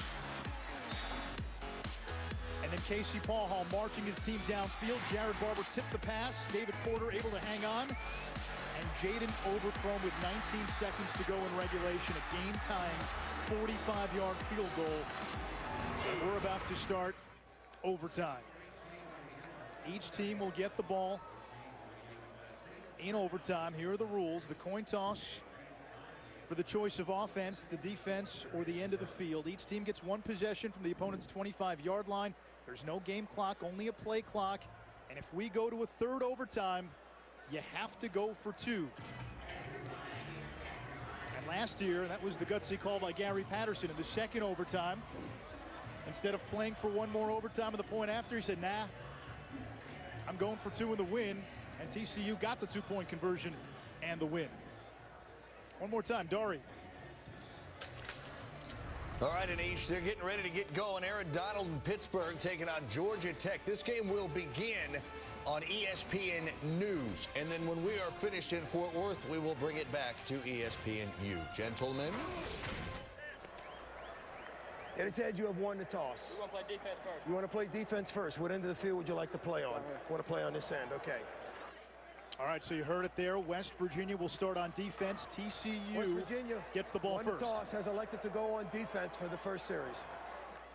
So Casey Paul Hall and this TCU offense will start from the West Virginia 25-yard line. Paul Hall today has set career highs in completions and pass attempts. 39 of 56, 392 yards, 3 TDs, 2 picks, and a lost fumble. Great to see Casey come back and have some success because he's played a whale of a ball game, showed a lot of toughness, a lot of courage, made a lot of plays. You know, you'd hate for that guy to walk around away from this game having those 2 turnovers his legacy. Reminded of that Edward Lawrence Thayer poem, Casey at the bat. The outlook wasn't brilliant for the Mudville 9 that day, and the poem is about all the fans hoping Casey can just get 1 more shot. Now, Casey strikes out in the poem. He's come through in the 4th quarter today for TCU. That's what I love about you and that Syracuse education. You're always waxing poetic. I'm telling you, you were paying attention in every class. Just the ones that mattered, I guess.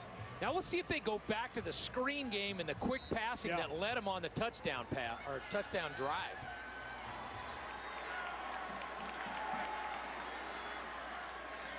Wayman James tackled in the backfield. Kyle Rose broke that play up.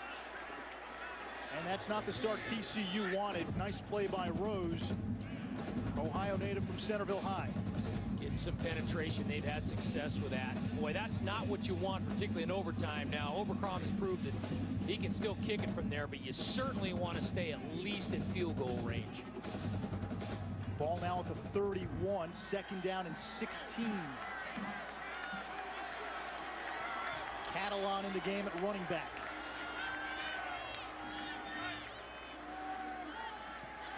Paul Hall hit, and it's caught by Catalan.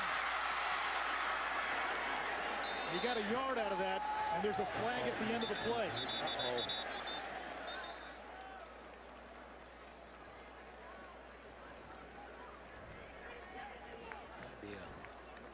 Will Clark tipped the ball. Catalan able to recover and make the catch. After the play was over, personal foul with an unnecessary late hit. Number 75 of the offense. The penalty will be 15 yards. The down counts. That is John Will be 3rd down. Wooldridge.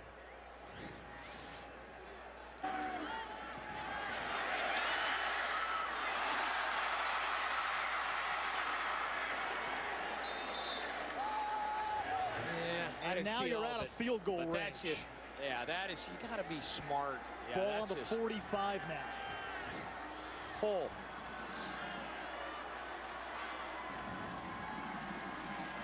Paul Hall downfield. Porter was turned around. Adam Porter needs to come out of that break, get his eyes around. I think he thought he wasn't going to get the ball. Now, if you go back to last year's game, in the first overtime, nobody scored. West Virginia had a field goal attempt blocked by Jason Verrett, and TCU missed a field goal. How about this? In the first overtime. How about this? This is about a 62-yarder for Jaden Overcrow.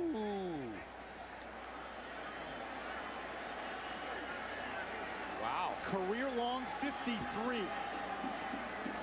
That was in the Buffalo Wild Wings Bowl. Overcrow. That's wide. Hole. I think he had enough distance, though. I think he did, too. I think he had enough distance. So now West Virginia with the ball at the TCU 25-yard line. All the Mountaineers need is a field goal, and they'll come away with a road win in Fort Worth. Yeah, you run it 3 times, 2 hands on the ball, be smart. Boy, I think he had the distance. I think he did. Looked like he did. Boy, good effort. How about that? That's not something you see every day.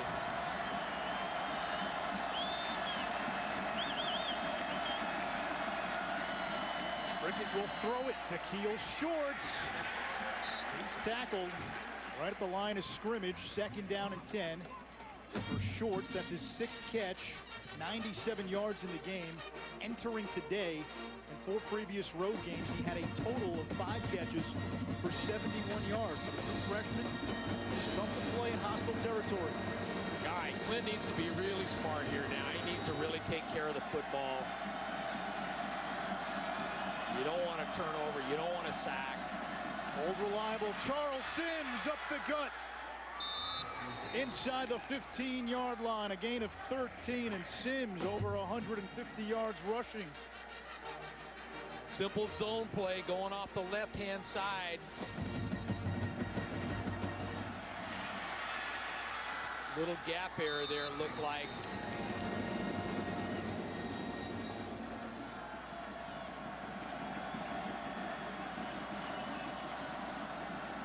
High snap. Sims, we'll just use him now. He gets a yard. 2nd down and 9. You see the versatility that he brings to this offense. He can catch it. He can run it. Mel Kiper's got him as the number 8 draft prospect among running backs. 2 hands on the football. 2nd and 9. West Virginia in field goal range. 3 points wins it. Another high snap. Sims gets out of the backfield. Running right side. Charles Sims with a touchdown. Holding. There is a flag. Holding. We got a holding call.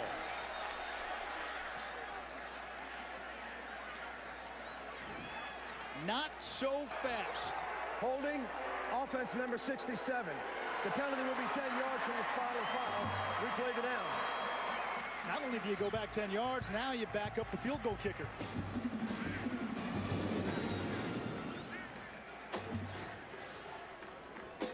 Right over here. Really didn't need to do that even. You could have kicked on 2nd down, I guess, if you wanted to. For sure. Yeah, especially if you do, you're going to go backwards. Again, 2 hands on the football. Yeah, I'm not so sure you don't center it. Kick it on 3rd down. If you have an issue, you can fall on the football. This is Dreamus Smith, and he tries to do just that. Get it to the center of the field. He's got it to about the 16-yard line, so you're looking at a 33-yard field goal. Josh Lambert with a chance to win it for West Virginia. Kicker heroics here today. Remember last year in the first overtime, West Virginia had a field goal blocked by TCU's Jason Verrett. Yeah, he's lined up over here. got the double wing formation, which makes it a little tougher to come from that side. Lambert's kick is up, and it's true, and West Virginia scores a win on the road for Dana Holgorsen.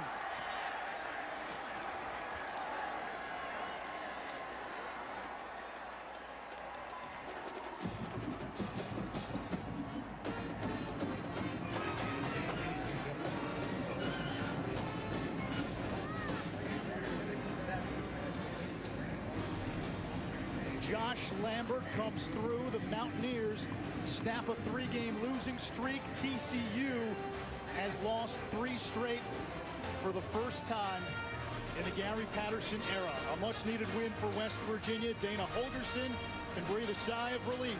Final score from Fort Worth: West Virginia 30, TCU 27.